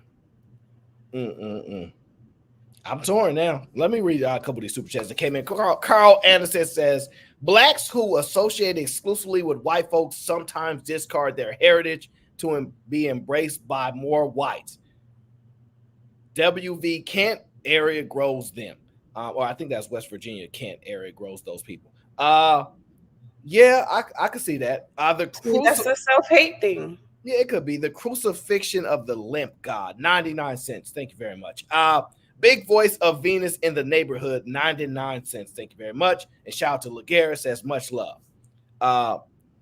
In my mind, I'm thinking about how because you said lower performing men, which means you put a burden of performance on them. And there's typically an indication of their ability to create and earn money, typically. Because I don't think you talk about fighting performance, right? How do I calculate the performance of women? Do you think women don't perform? But they kind of do it the same way with us now, right? They have the stats on like who's educated more, who's most employed, who's married more. The reason why is because we live in a different type of society. A lot of the stigmas, a lot of the way that we think about what a man is and what a woman is somewhat archaic. Like we have not redeveloped the new type of woman and reestablished how they fit in society now and adjusted that. We still think that using experiences from when women were reliant upon men providing for them because they were not able to make as much money to provide for themselves. We still use those men for now women get money and they still want those men while they get money. But the women are a large part of the reasons why men have less money. Resources are like, and people don't understand money is unlimited, but jobs are not unlimited. So yes, we can print money, but if we only got 20 positions for this job and money flows to the top, y'all are literally taking money from those men in which you make comparisons of in the past. This is why I push so hard and I try to change it and go, these are not the same women. We're not the same men. We're in a different society. We have to reassess what y'all believe performance of a man actually is. And old guys hate this because they like, no, I didn't outperform. I did what I did. We like it the old way. Young people like, we know we not living in the same atmosphere, in the same society that y'all grew up in, and we not going to be able to rock how y'all rock. So I think the women have to make adjustments, and y'all don't necessarily like it. What women ultimately, that's why I asked, describe the perfect man. To me, the perfect man for a woman, masculine, pays all the bills, takes care of me emotionally, all these things, and I still get to be free to do the things that I want to do, and he appreciates that. He values that in me, and I get to keep all my money because he make his own money. He don't need it. That is the perfect thing that women would love to have. Wouldn't you agree? Yeah. So, because women know they can't have that, right? Because most women know that they can't have it. Most men know that they can't have the woman that they want to design. So now we at a standstill. You can't have what you want, and I can't have what I want. Now what? This is literally how it works now. This is where it's at. Y'all not about to quit. Y'all not about to do something revolutionary and say we all gonna quit all our jobs at one time, and none of us is gonna be in the workforce, because that would be revolutionary. Y'all absolutely all quit. Ain't nobody gonna work. At that point, adjustments would be made. Do you know, Aaron, do you know how many guys would make 6 figures if the women leave the workforce? All of them. I'm not gonna say all of them. So, but realistically, what happens now, in my opinion, what should happen, which should have been happening, is a man being a provider important? It is. Bottom line, it is. Does that mean pay for everything? Not to me, but if people cared more about other things, like a person's character, their values, their morals, how they treat you, and really look for the value in the person and all of the other things they can provide to you outside of money, if that was more of a priority, I think things would be fine. The problem is money and beauty are the only priorities, and I think that's the main problem. It's not really true. The limits, I think, are the women. And I know, and people think you're a man, nothing should be dependent upon. Well, we still got to live in this world and operate with y'all. Y'all ain't gonna do as y'all told. Y'all do what y'all want, like every other human being in this built-up world. So realistically, women have boxed men in. Man, you're a provider. What if I said you no longer can decide what a man is? You can't decide that a man is a provider. The only thing you can decide is what works best for you. And if the argument is a man providing for me works best for me, I'm going to tell you as a man that thinks sometimes. I'm a thinker. I'm not that smart, but I'm a thinker. I wouldn't like women very much if I knew that they would make all this money and look at me and go, I know if you made all this money, Aaron, you would provide for me. If you had all that money, you do it. Because when men got the money, they are very nice with it. They take care of their women. That's why I want a man with more money. But if I had that money, I would want you to have it too, because I don't want to have to take care of you. That is some evil stuff. No, what it is we don't, we're still wired by our primal nature and biology. But don't stop right there. That's the problem. Y'all still want to make excuses for you being wired to your primal nature. When we want to make excuses for us being wired to ours, it's a problem. Oh, no, we discipline, adjust this a little bit. If we give in to those natures, men are bad. I know, real bad. So y'all's are supposed to be embraced when it's beneficial in the conversation. Oh, come on. We still got our certain nature. We're still women. We still want to feel protected. And we still want to feel provided for. It's in our all these things. But our nature is demonized. So unless we actually kind of code it and mask it and discipline ourselves and alter and change for the betterment of society, which ultimately what men have done, y'all, that's what y'all want. Y'all actually don't really like who men actually are. You like who men have to be. And I could say the same thing about men. I had a panel the other day, right? Mm-hmm. And it was a bunch of men up there. And I said, can you guys tell me something you value about women outside of vagina? Nobody had an answer. Not one of them. Because you was on the panel with the wrong men. Like, if you ask them, there's a lot of men who cannot answer that question because they like vagina, they don't like women. But I get it, Venus, but we done been on panels with a whole bunch of women who can't answer the questions about what they looking for in a man. We understand on these YouTube streets, there's a lot of people who can't answer questions properly. But I value intelligence. Like, I didn't want a dumb woman around my kid all day. It was one of the highest things. I was like, who are the smartest women in the world? Those are the one that I want to be able to be teaching my kids. That was something that was valuable to me. The highest thing I value. So it's obvious by the behavior that majority of men don't value women. Like it's just obvious they don't. Okay, we could say it was my panel and those particular men, but we can see by the way women are treated and discarded, even when they have their children. They do not value women. They like vagina. They don't like women. So the So same can be said about women, men. Y'all don't like women either. They sit on panels and talk about how we could just be around men all day. We only need them for like you hear this shit all the time. It's very weird to me, but they're very vocal about the fact that women are only good for sex. This is what they say. Yes, that's not true. The problem is y'all make men feel bad for being men. That's just the truth. Yeah.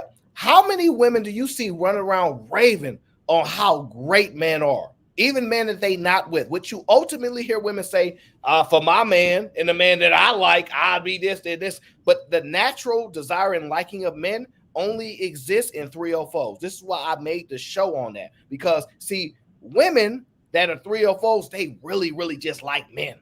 They really, really like them. They love everything about them. I just love the way they smell, and I cash it, man. I'll buy them a car. I do whatever. Those are the only women that actually like men. They like validation and attention. All women like validation and attention. That's not but there's levels.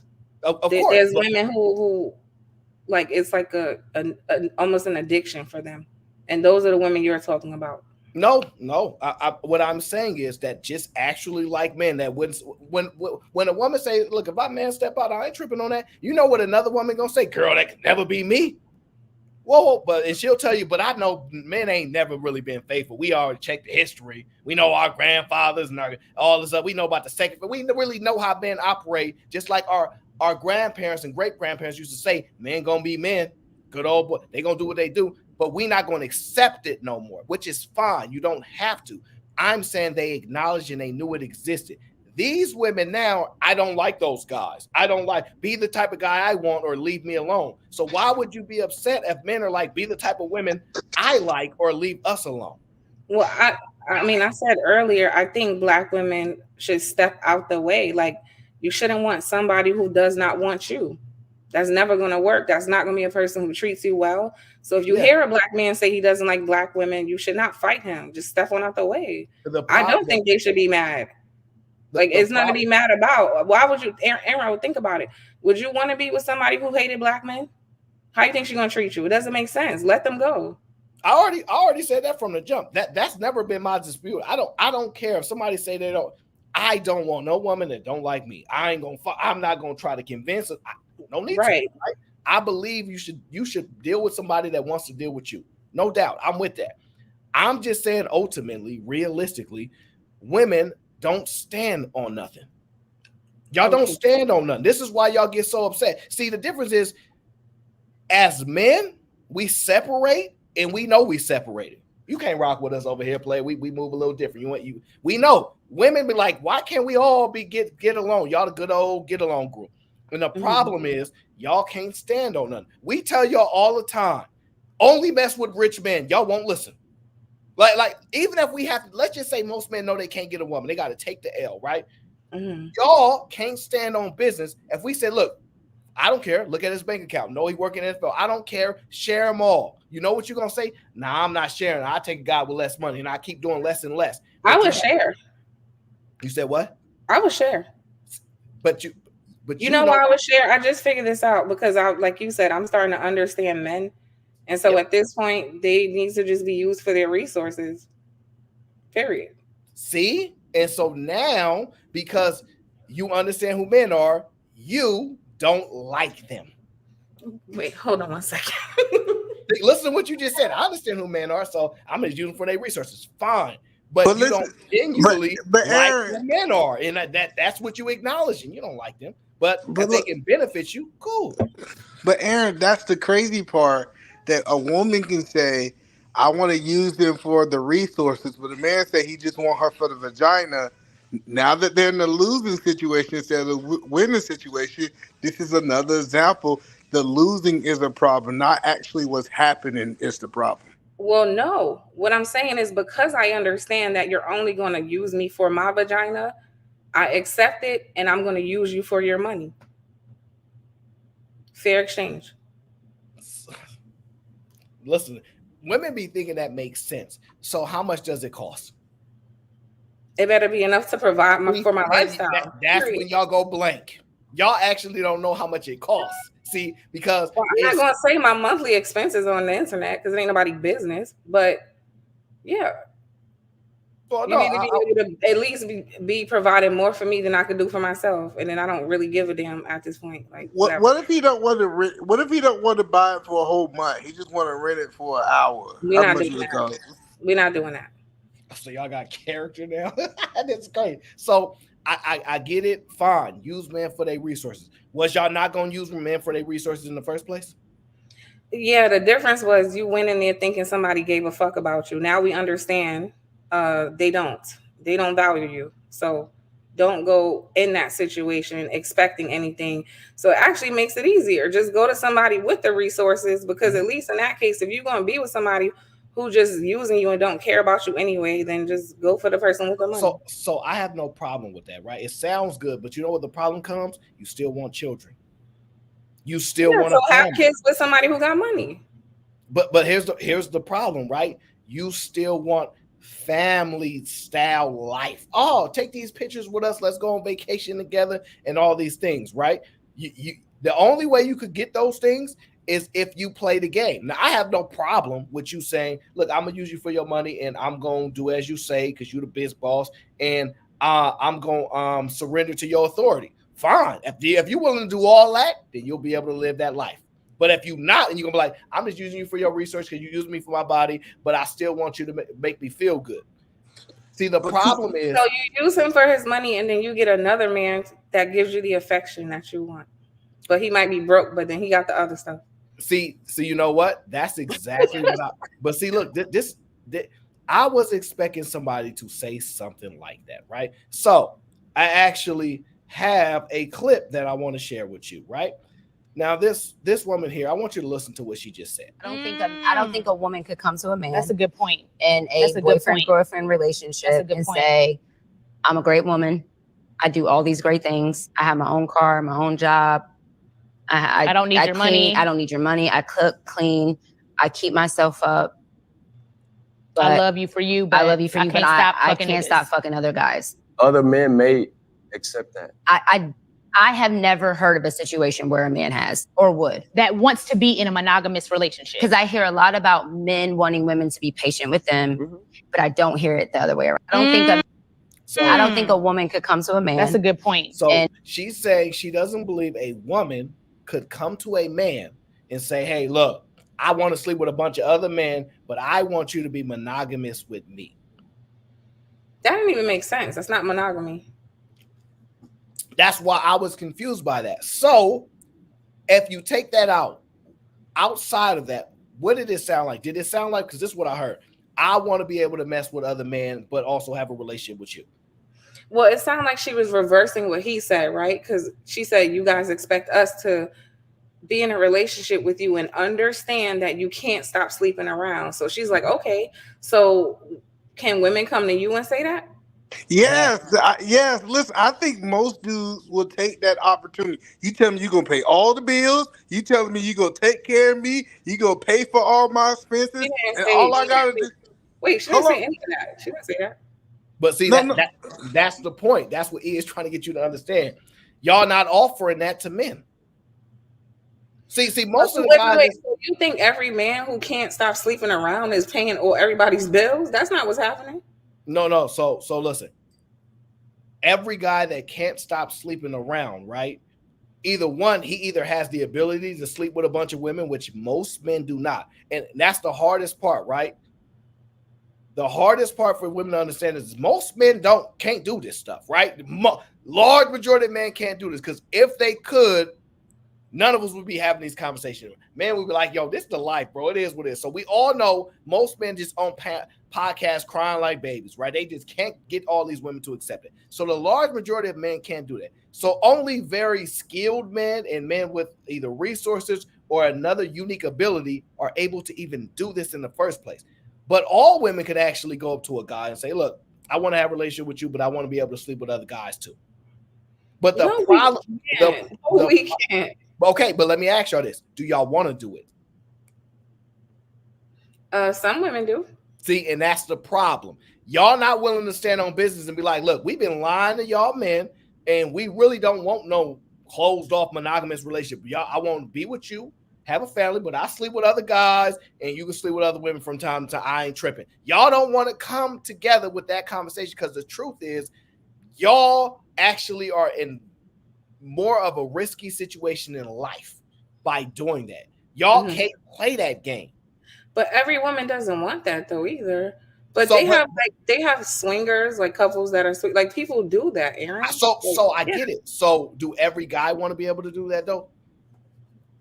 I wouldn't say every, but I think most of them. So thank you. Y'all not willing to say the majority of women want to do this. Y'all keep trying to either convince I don't think us. The majority. Why are you saying that though? Like the majority of women want to do. Where's that coming from? Because it seems, listening to women, that's what y'all want to do. It's just y'all don't want to have to like force to sleep with a guy. Y'all want to be able to use men for their resources. Like, oh, I would like 6 guys. This guy pay for my lunch. This guy pay for my light bill. This guy pay for this, because I know one guy can't do it all. So I want to have enough guys to be able to do it. I just don't want to have to pay for it, which is the Can I tell you a secret? Yes. About most of those women. Mm-hmm. I think, there are some women who are just promiscuous. They have their reasons. But most of those women, I believe, are doing that because they haven't found they haven't found what they wanted in a person. They would much prefer to be getting that from one guy, the guy they really care about. But because they're not finding it, they're just kind of moving throughout, really not caring about any of them. But when you say most women want, no, women want to be able to go to her, Aaron, and it's him. This is him. It's me and him. And that's what most of them want. They don't want that. This is kind of like or what do you call it? Like a coping thing. I get it. But why? Why do you only want it from one guy? Why? I don't, in my mind, think I have the capacity to have those type of feelings for several people. I don't. So I will accept the women to keep saying this, right? So if y'all can't do it, and we not telling y'all that we can't do it, we want to do it. Y'all keep telling us that y'all can't be like that, but y'all keep comparing and saying, well, if men can do it, why can't we do it too? Because y'all said y'all don't want to, y'all can't do it, but y'all only use that excuse to take from us. Let me give you the example. If a woman, let me give you a phenomenal example of something to give you a perspective on. If a guy came to you and said, Venus, just want to let you know, we're going to be together.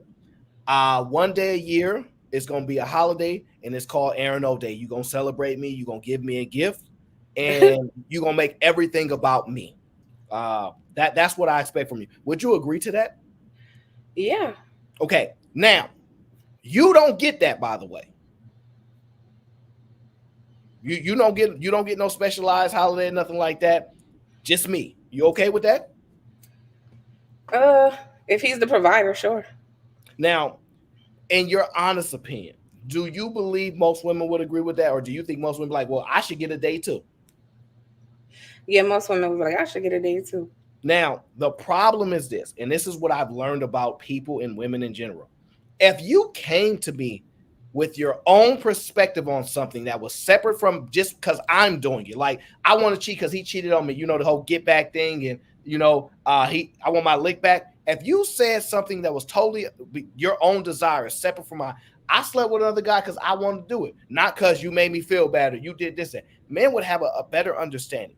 Most of the excuses y'all use is contingent upon your experience with us. For a guy, he will tell you, yeah, I'm good. Hey, babe, what you want to do?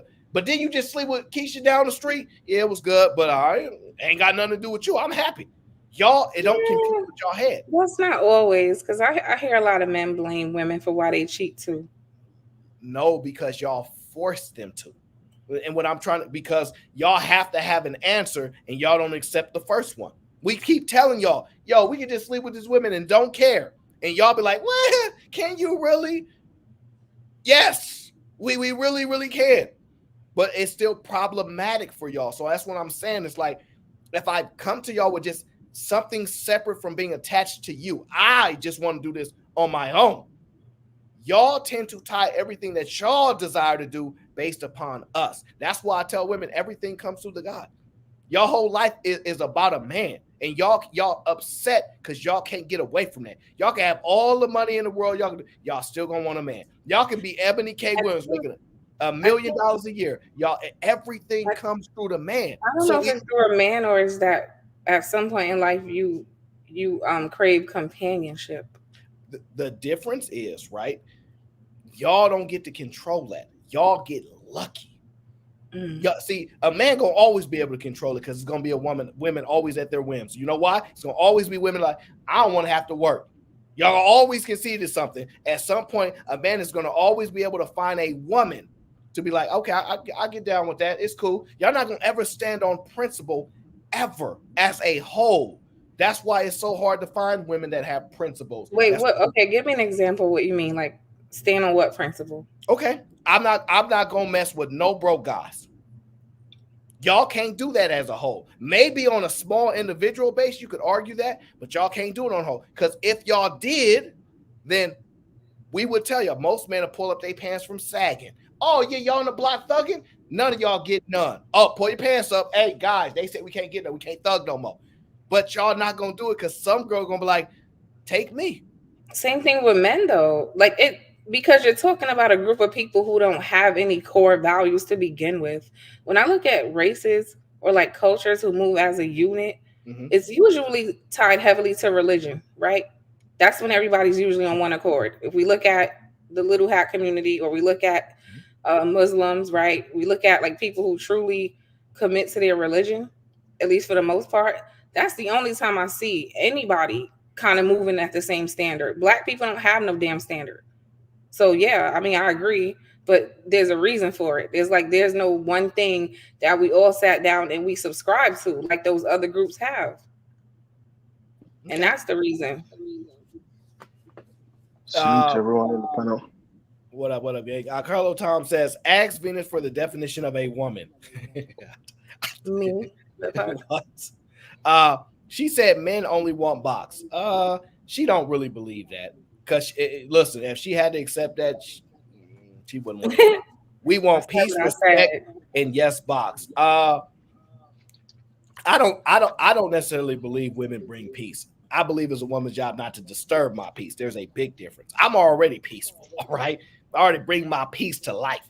Just don't try to destroy my peace is what I would expect for women. I like that. I never heard nobody say it like that. But it's my job, and this is what I do well, is get women away from me that would even attempt to do so. So I ain't necessarily looking for women to bring me no peace. I don't need you to bring me none, but you dang sure ain't gonna try to bring me destruction. It's my job to identify the women that are.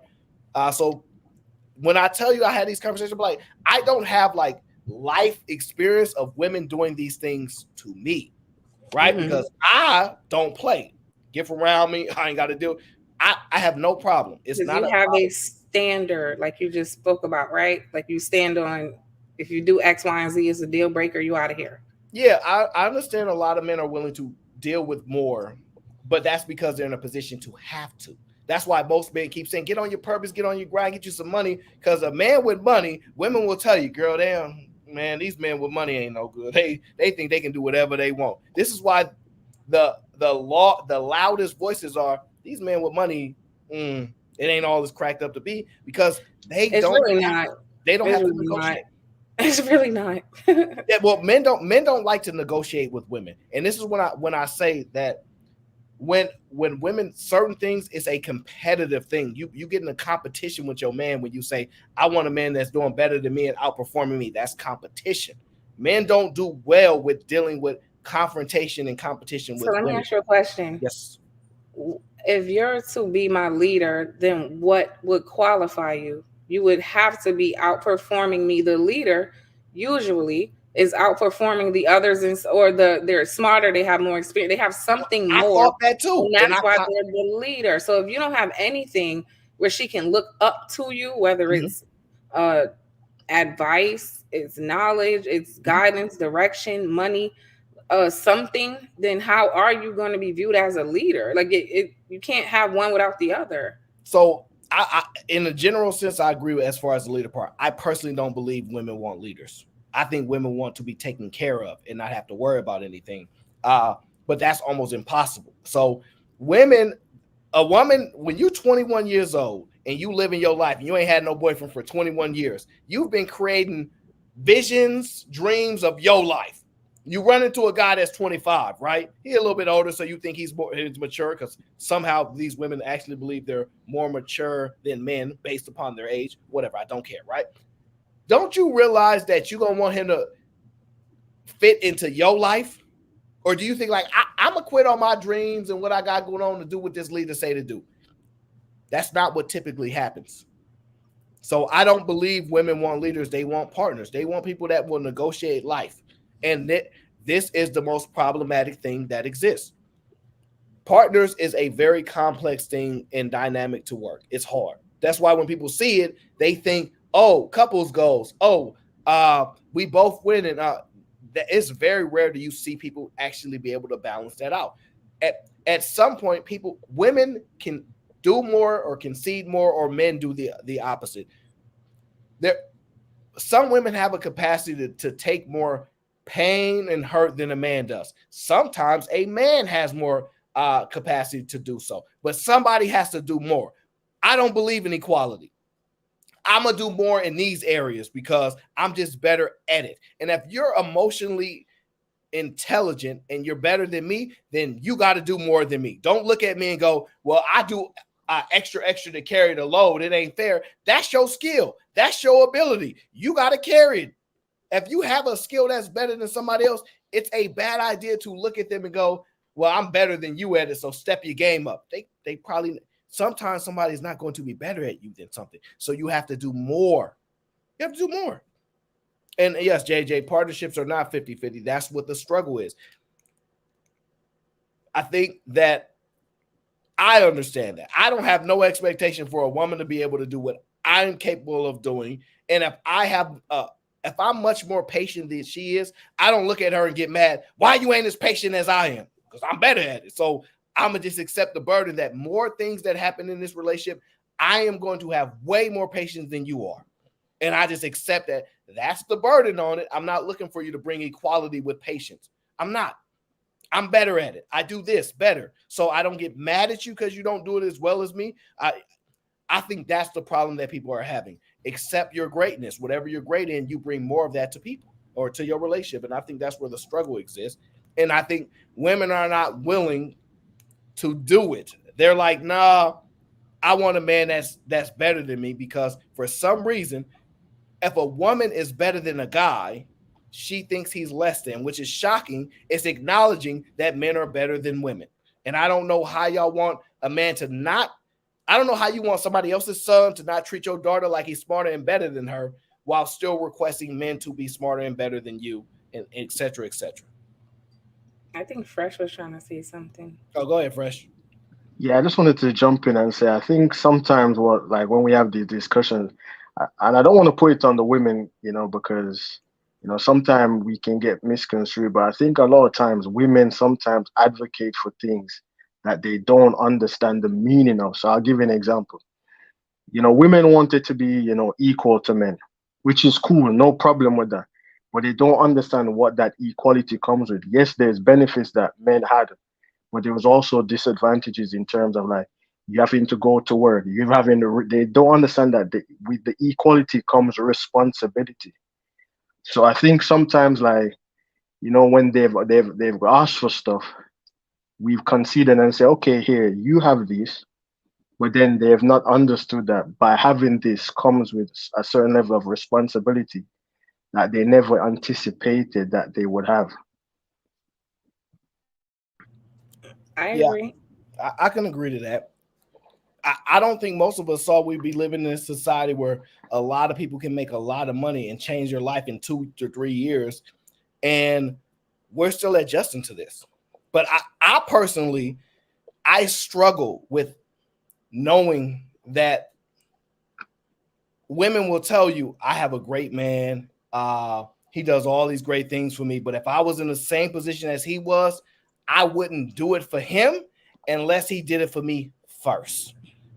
And I'd be like, wow, So you don't want to accept our nature, and I get why, right? Because you could always default back to a man's nature, but that's the conflict. There are men who can't stop sleeping around because it's quote unquote in their nature.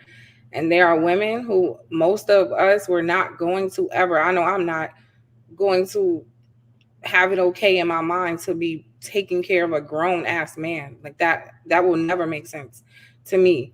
So like this is my, like you said, if he did it first or he proved himself and he's in a bad situation, then yeah, it's my job to step up and like uh do what I need to do. But just out the gate, like I'm gonna provide for it. No, hell no. Can I say something to that as well? Go ahead, Fresh. Not to call anybody out. I slightly disagree with Venus's point. I don't think men are expecting, like a lot of men are expecting women to like take care of them. I think what it is, and I think I saw you guys react to on this channel a few days ago with the broke, where the woman was talking about her. She has a great guy, but he's broke. I think what it is, a lot of men, they can do the provision in terms of the essentials, but the luxury stuff that a lot of women expect their men to also provide, a lot of the modern man, he can't do that as well. So he can, if you look at it, he might be able to rent an apartment and pay the light bill, pay the bills and things. But if he's doing all that by himself, he then can't take you on that lavish dinner date that you want to, or he can't take you on that trip you might want to, or he can't take you on the I'll buy you that bag you might want. You get what I'm saying? He'd be able to pay the bills, the rent, the light bill, the internet, stuff like that. But the luxury stuff that you want, he won't be able to do that. That's not the problem for most women. Most women problem is this. They don't necessarily need you to provide luxury for them because they can provide it for themselves. They just don't want you to take from them. So as long as you can come in a relationship, even if you ain't making a lot of money, as long as what you make, it don't require for them to go in their pocket to assist you. That's ultimately what women are happy with. Wouldn't you agree? I disagree with that, man, to be honest. But I agree with Aaron. When I was listening to you, Fresh, it sounds like you're conflating things. Women who have men who are providers in the way you stated are not the same women complaining about not taking trips. Those are two different women. Okay, I could concede that. Because most women, for the first place, are not even being provided for. The women who are lucky enough, like completely, like the example you gave, who got their man paying all the bills, they are not giving that man a hard time because he can't book a flight. That's not who's doing that. They're not. And I actually understand that because I actually listen and I really assess things. I know most women are not. When we say this luxury stuff, sometimes that's the case. And you listen to some women, sure. And it's usually younger women because they do have this fairy tale way of looking at the world. They do. Older women are like, all right, look, I mean, I tried it. It ain't really working. I don't need all that. I've been traveled some places, but now I'm just looking for a man that don't drain me. I tried to get with a guy that didn't really have much at first, and I was carrying him because I thought that was the woman thing to do. Now I know he may resent me a little bit. So ultimately, what I just want is a man that just has enough on his own that he don't take from me because I don't want to have to do no provision for him. That's ultimately what they're saying. Pretty much, yeah. So I understand that, right? I just don't think that they understand how to accomplish that. I don't think they understand how to identify a guy who is like that.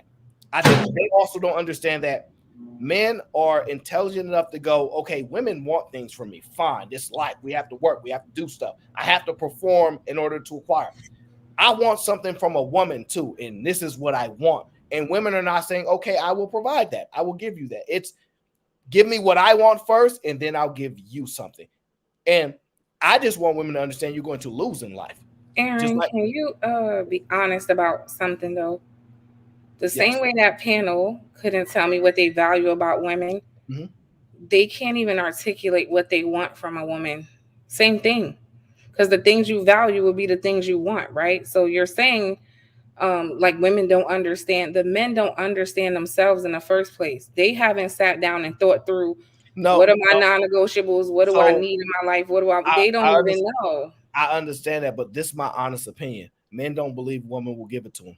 If a man had to honestly tell you what they really wanted from women, I don't believe they think women would give it to them.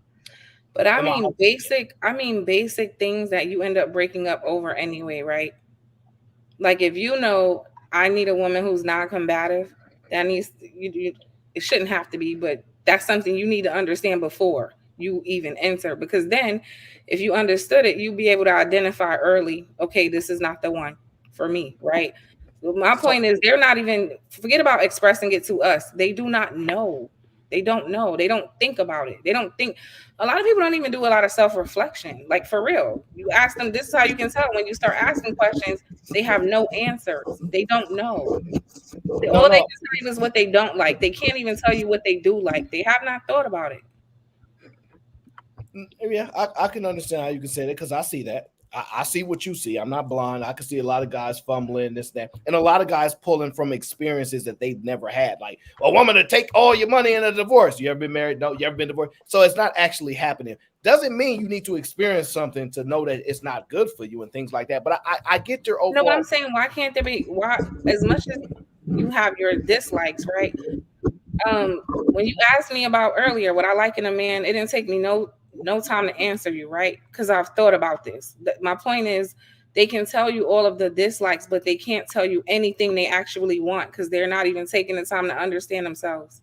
So anybody who doesn't understand themselves, how are you going to be in a relationship?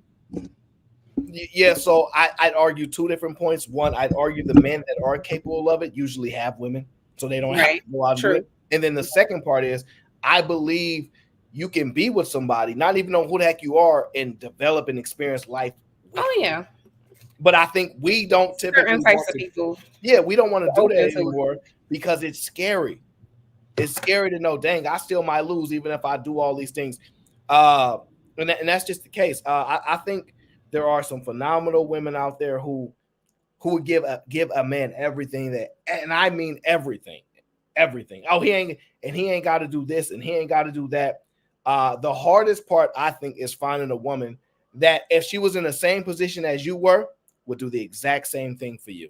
It's really, really hard to find women like that. And it's really, men know that they have to accept a certain behavior from women. I know this. I'm like, yo, she extra emotional. She might say something that I would never say. She might whine the way I would never whine. And that's just dealing with women. I tell myself that, right? But does it make it right? No. I don't know what women say. That's just dealing with men, that they're like, okay, that's just what comes with being with a man. It seems like a lot of the things that way that men are, women don't have a default, is that just comes with dealing with men. And if they do, then they say, I'm just not going to deal with men anymore. And I think that's what's happening a lot.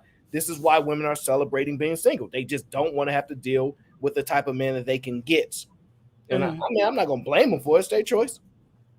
But I think also we do to an extent, right? Like most women know, if you ever lived with a man, most men are not as clean as women. They're messy, right? They're not going to clean as good as you do. We understand that. Fine. Most men are not going to be the most expressive about how they feel. They're going to shut down. They're not going to really talk to you about everything the way you would just want to run off at the mouth. Like, we understand that. So, I mean, I think there are some things we accept that we know about men. But yeah, the things that involve hurting me, I don't know. Yeah. Nobody's going to just be like, oh, well, I accept that. I hate to tell you, women going to have to take some pain and hurt. You don't get to live a life with no pain, no nothing. You're going to get hurt. You're a human being. You're dealing with human beings in life for 80, 90 years. Pain comes with it. Crying comes I agree. I agree. I'm just saying, you say like nobody is overly accepting, like, yeah, I know you might want to sleep with my coworker, but that's fine.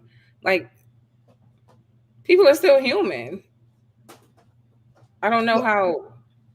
Well, I agree with that. I would it's an expectation that we're supposed to accept.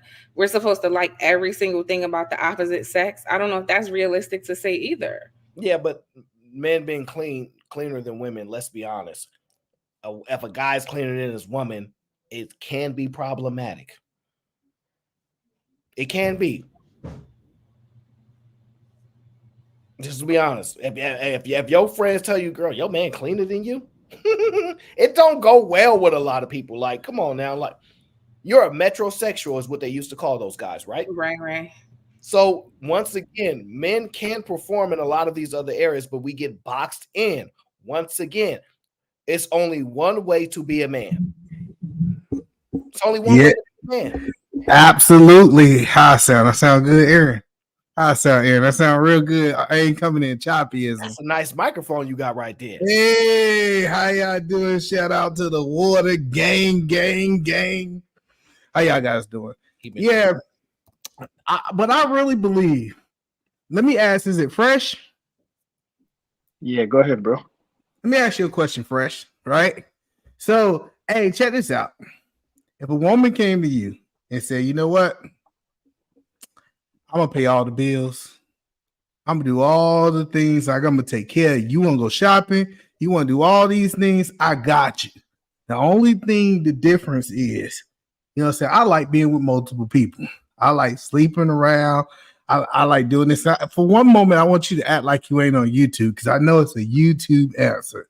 But if you was in a situation that you can be in the penthouse, you can actually be living the lifestyle of your dream. I'm talking about courtside seats at the LA game, right? I'm talking about living the lifestyle that you want to live. And you don't have to go to work every day for it, right? Do you believe that you would be okay with her sleeping with other men? Okay, my answer is a two-part answer. If I don't love the woman, I can accept that. If I didn't love the woman, I can accept her doing her thing and taking the lifestyle and all that till I'm ready and set myself up to get the hell out of it. But if I genuinely love and care about this woman, I don't think I could accept that. I try to tell y'all think y'all know men better than us and we date them. No, they don't accept that. Did you hear what he said? No, did you hear what he said? He said he just can't be in love with her. He didn't say he couldn't have a relationship with her. He said he just couldn't be in love with her. The same way you just said, I'm going to just use him for his resources then. You want to talk about I'm going to love him too. So he really just gave the actual same answer you did in a way. But I just wonder why either man asks questions like that. Like, why do we entertain situations that rarely happen? Nobody, like, majority of Americans cannot afford to even come and offer that to somebody. So I don't really get like these extreme examples. Like, what's the point? Well, the reason that I asked the question is because earlier when they played the video of the black woman, and the black woman, I think Cam, I can't remember who she was on the show with, and I think it was Cam Newton. She was asking, if I did all these things that men do, would men be willing to accept it? And I think most men will. I think it'll be a whole group of men that says, you know what, you tell me I ain't got to work no more. You tell me I ain't got to worry no more. All you telling me is all I got to do is be with you. I think a lot of dudes would accept it. And I know that we live in this YouTube world where people say that, they don't want to admit to it. But I think women definitely would not have a problem getting a man that they was offering the benefits that men offer. That was the point. You kind of did the same thing. So again, where are all of these men who are paying all of the bills? Like you said, where are they? That's not a common thing. That's what I'm saying. Like, you're adding things in she didn't say, and you're using like extreme examples. Like, who's like you said, come to you and tell you I'm going to pay for everything. You live in the penthouse. All you got to do is let me cheat. Who's doing that? People are fighting over 50-50 now. Like, most people cannot afford that. So that's not like a realistic example. Well, the reason that it's realistic is because highly successful men are saying these things. They're saying, hey, I'm willing to take care of these women. I'm willing to do all these things. I just don't want to be monogamous. I want to be able to move around how I want to move around. And so that is the example that I'm using. I'm not saying that this is going to apply to everyone, but I'm just saying for that group of individuals, I believe men would be willing to accept women if they could get that package. The only reason we don't see men in that package is because women don't offer that package to men. He's right, Venus. Women, I don't think women are ready to pay the cost to be the boss. Like, we can honestly at least say a bunch of guys will tell you, Boosie, it don't matter. Yeah, I'll take care of that. Nick Cannon, I'll do it. You don't see women going, let me find 5 guys and pay for their life and rock the way I want to rock. Y'all don't believe, and this is the part, y'all don't believe men cost anything. Y'all think they free. And this y'all are free. And there we go. And y'all learning that there's a cost. And y'all learning that there's a cost to men. Men cost. They not free. Yeah, they cost you your peace of mind, happiness, joy. They cost you a lot. So let me ask you, right? This you think a man wakes up and goes, I can't wait till I find a woman so I can pay all her bills, take care of her emotionally, deal with all that emotional trauma, you know what I mean, help her with the kids around the house, make sure she ain't got to work for nobody else, and she gonna give me hugs and rub on my head. And I yes, don't know. They crying over dinner dates. We know they ain't trying to provide. They want to take you to coffee for $5. They ain't providing. But Aaron, you gotta put the icing on the cake. And that woman gonna want to be independent. She want to be independent from this man who's doing all these things with his resources. They want to be able to have their escape route all the time. If I told Venus, look here, I'm good with you, pay all these bills in this house, cool, I ain't tripping. You run everything is good. Just make sure if something happened, the relationship don't work out, I'm taken care of. She not gonna want that deal. She gonna the Mary J. Blige effect. You wasn't with me in the studio sing. Oh, he was the manager. They still didn't think that man deserved nothing. Like even in situations where women have the option to be righteous, the option to stand with character, they will still say Mary J. Blige's husband didn't deserve that. But if it was a woman in the same situation, she was there all those nights, bend his views and cheering him on. She deserved this money, but they won't do it when a man's in a position. And y'all won't even acknowledge that y'all will do that about a man.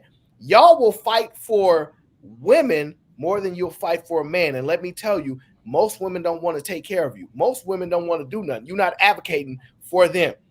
You should be advocating for a man over women, since you want the men to do all these things.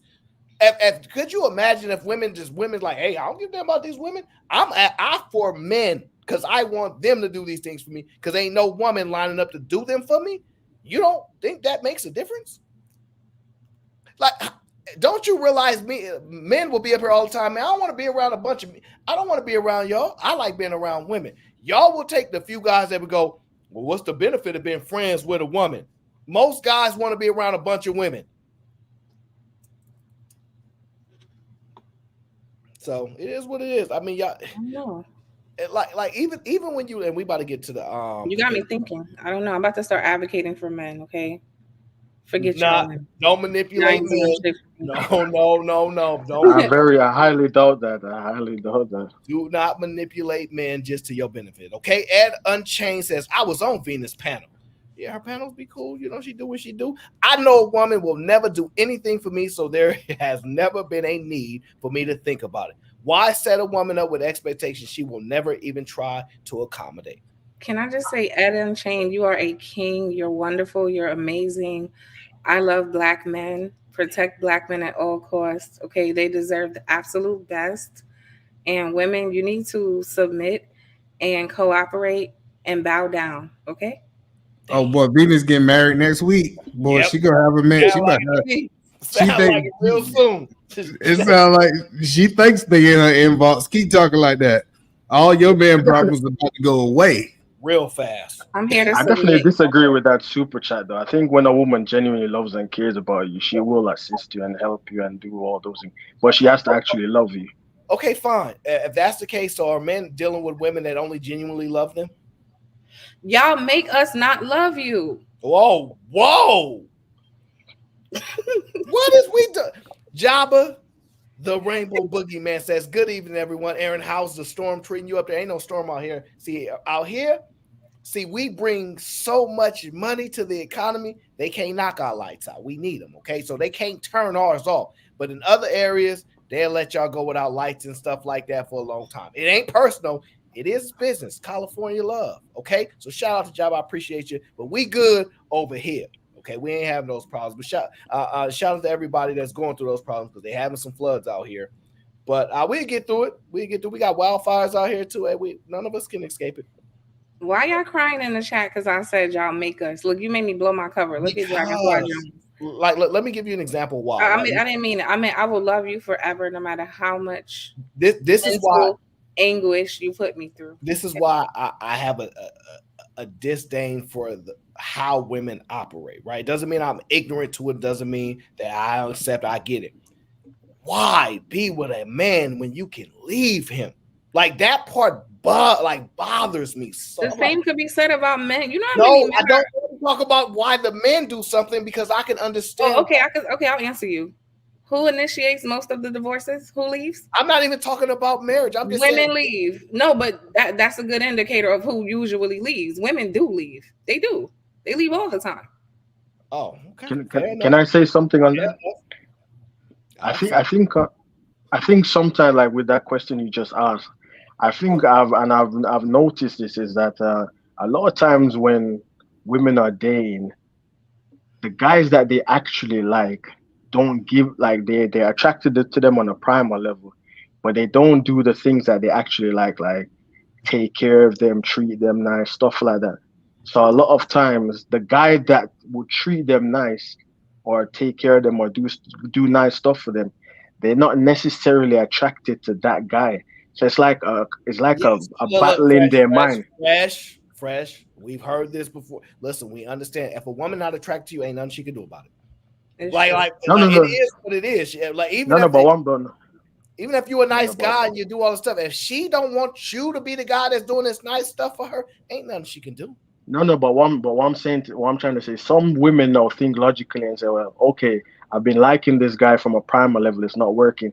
Let me try this, this other guy that's treating me nice. But it's like they try it, they like the treatment they're getting, but the fact that they're not attracted to the guy, that's what makes them not able to like fall in love with the guy. You get what I'm saying? Man, let me tell you. That's why after a while they might leave or do stuff. But Fresh, this love thing is this is an imaginary thing in people's mind, bro. Like people choose who they want to be in love. I promise you, people choose. It's a choice who you decide that you want to love and who you don't. Like so many people done looked at Disney movies for so long, they feel like they just fall in love.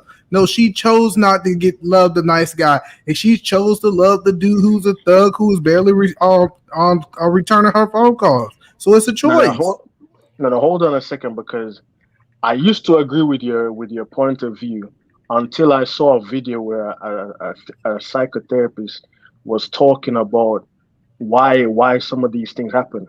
The thing is, and I've kind of had to agree with this. A lot of times, as you said, the thugs and these guys, they appeal to women on a primal level, and because they appeal to women on a primal level, it's easier for women to love these guys because it appeals to their nature naturally. If you get what I'm saying. The nice guy, unfortunately for him, even though he's doing the things that would make a good life partner, he doesn't appeal to her on that primal level. So it's hard, even though she's getting the good treatment, it's harder for her to actually bond. No, hold on, because bro, I'm telling you, I see this all the time. So here's what, and I'll give an example of what. Hold on, let me just give an example of what I mean. Let's say a woman's dating a dude in the streets, right? A dude in the street, for him to be in the street and be successful in the streets, he has to have a dominant personality. Women naturally like dominant guys. The nice guy, no, he's a nice guy. He's not gonna have that dominant personality. So it's like the woman doesn't feel like he's gonna be able to assert any kind of leadership over her. You get what I'm saying? You wrong, bro. Listen, I get right. I get you talking about I can't speak for what appeals to me. He's right. I get you might be talking to women like Venus, right? I'm telling you. Listen, I'm telling you, bro. Women choose who they want to love. No, you know the funny part about it. Listen, I don't think Mark Zuckerberg have a dominant bone in his body. But you know what they did? They chose to love his rich ass. Listen, his wife. But here's the thing.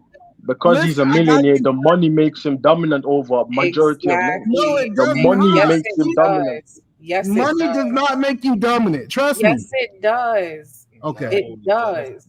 Listen, it does not. Listen. Yes, it does. So are you okay? When you mean, give me an example how money can make you dominant. Because you get to take me places and do things that other men can't do. You are superior to them by default. That's how. Oh gosh, E, check yourself on E. You can provide a lifestyle for me that they can't provide. You could make things happen that the average man cannot make happen. You have status that they don't have. You are dominating, period. He doesn't have to be a super masculine man. He's right. He is still dominant. Okay, fine. That would still be appealing to us. I'm not saying that they like women are only attracted to men like from a physical, but the status of a guy makes them say, "Oh, this guy is respected." You get what I'm saying? It's the respect. A lot of time, Mark Zuckerberg in this instance, he would have the respect of a lot of people.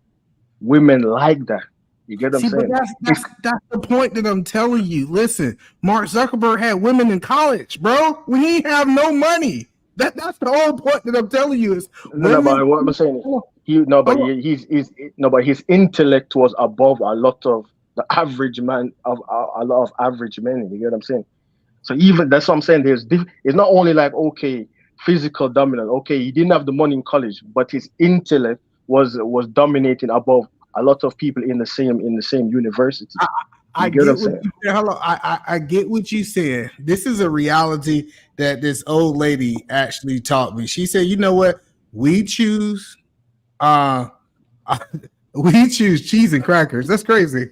My wife tripping. Listen, we just choose who we want to love. Like we kind of justify like reasons why we chose them and different things like that.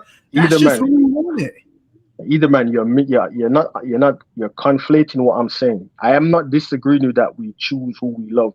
I am just saying it is easier when you are a man and you appeal to a woman in a primal manner. It is easier for her to fall in love with you. She can still choose to be with the nice guy. I'm not saying that and choose to love that guy. I'm not saying they're not capable of that, because men do that all the time. A lot of men, they're attracted to this woman on a primal level, but they choose another woman that maybe is not attractive like that. But so you can choose. I'm not saying. So I'm not saying. I got you, bro. Let me just finish. So I'm not disagreeing with your point, but I'm just saying it's easier. That's all I'm saying. It's not. Let me put you on game. I'm gonna put you on game. A woman is looking for a dragon. She's looking for two things that are not normally in one person inside of one person. So she got an asshole that can be nice sometimes. That's something that's a turn on because it's typically opposite personalities on what he's currently is. So I get you.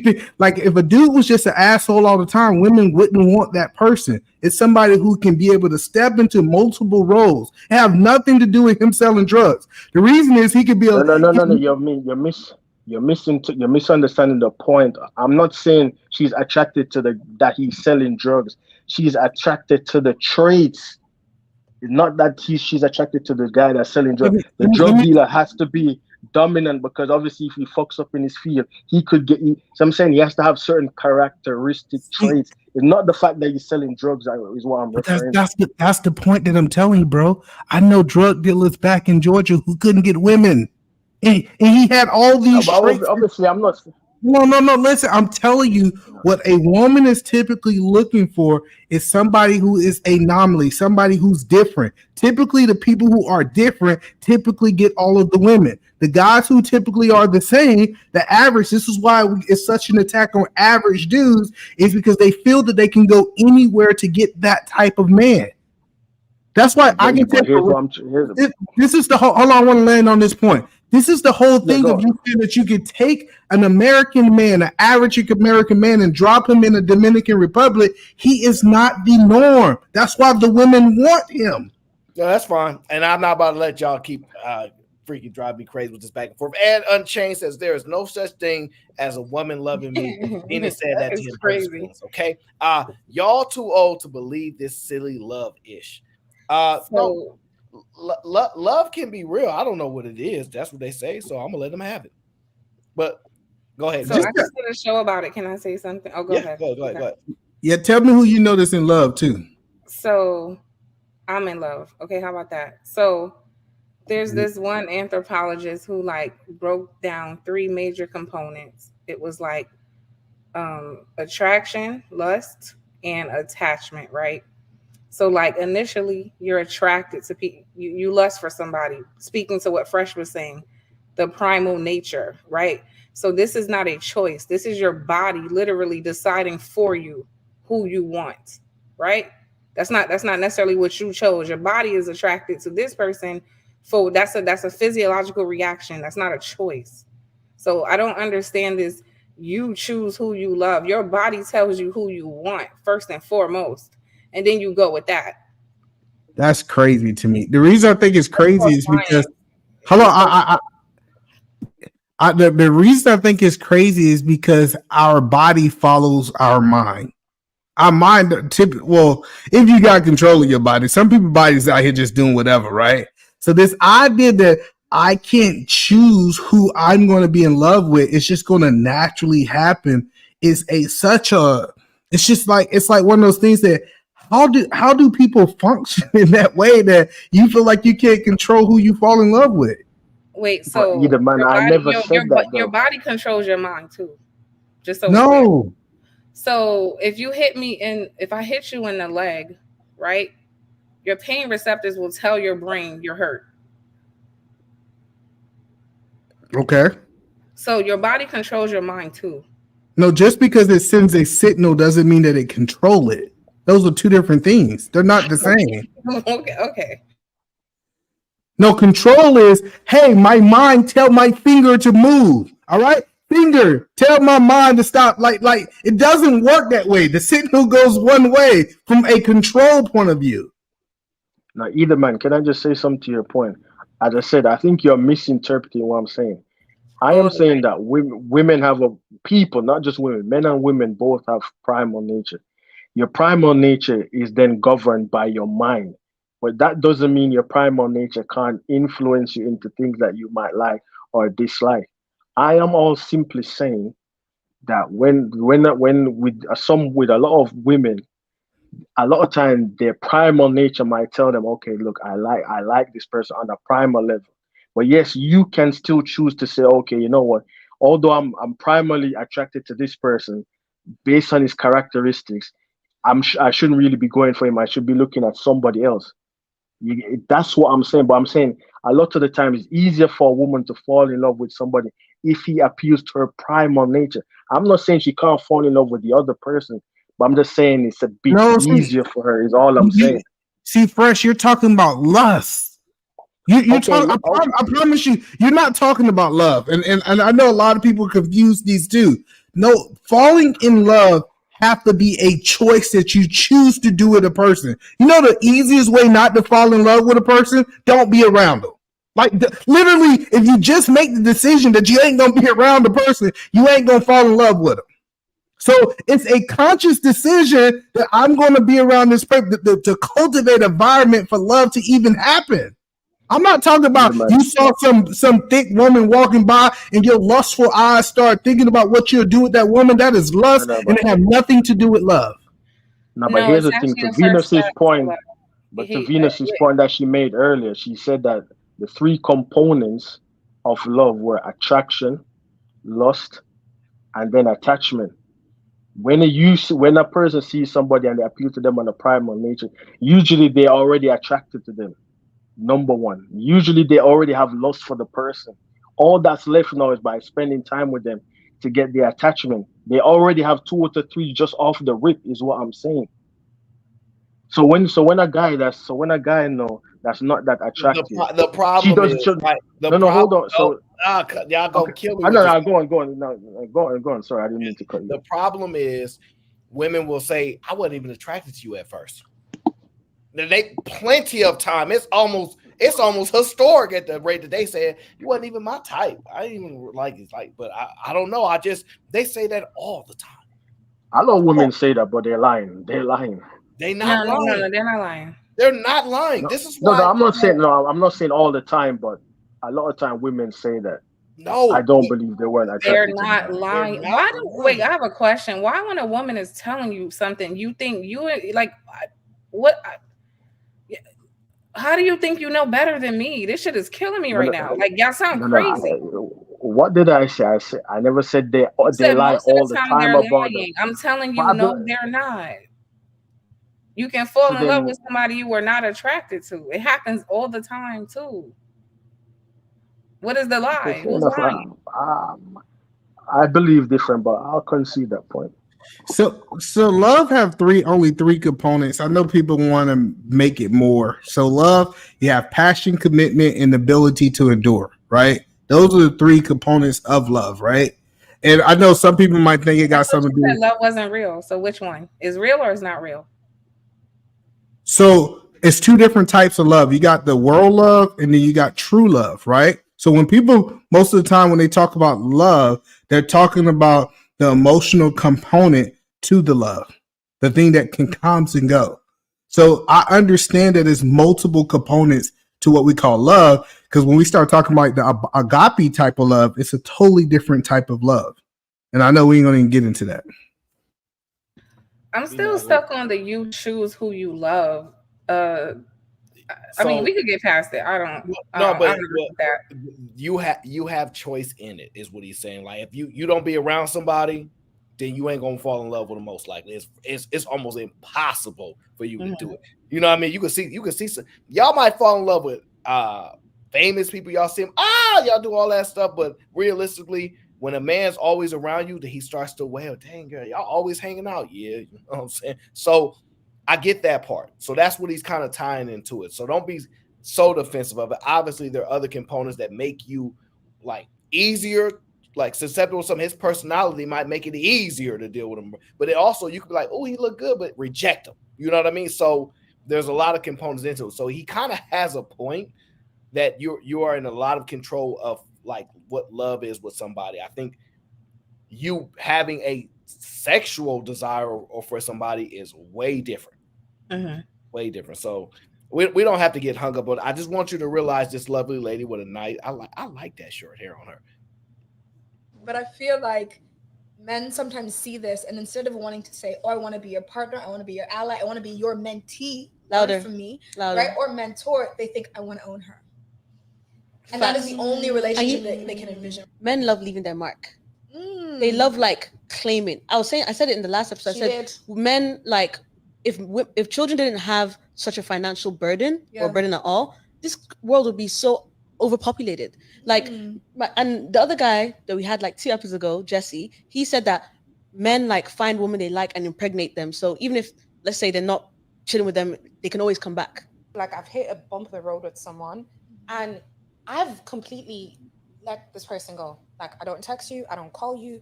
Still somehow seems to keep on trying to worm your way back. We see your calls. You'll offend me, and then I give you the space. I'm not texting, I'm not calling. I'm like, okay, you want to move crazy? Move crazy. You have a get out jail free card.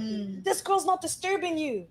But there you go. A couple weeks will go by, I'll get another phone call trying to bring yourself back into my life. And it's like, why can't you just let me be? Like, I don't want to have access to me, but you don't want to treat me right. Because do you think, right, from your experience, is it that they don't want commitments? Do you think it's what you said, leaving their mark there? I think many women are just an object and a plaything that either accentuates their social value or detracts. And so they see somebody who will serve as an asset to them, bolster their sense of self and their confidence. There's an idea about leaving your mark and winning. Why do you see that? First of all, she think men are her partners. If you're gonna be a partner, be my mentee. Like you saw all those words in the beginning. She said, that is exactly what women be thinking. Look, don't own me, but do all the things that usually come with ownership, right?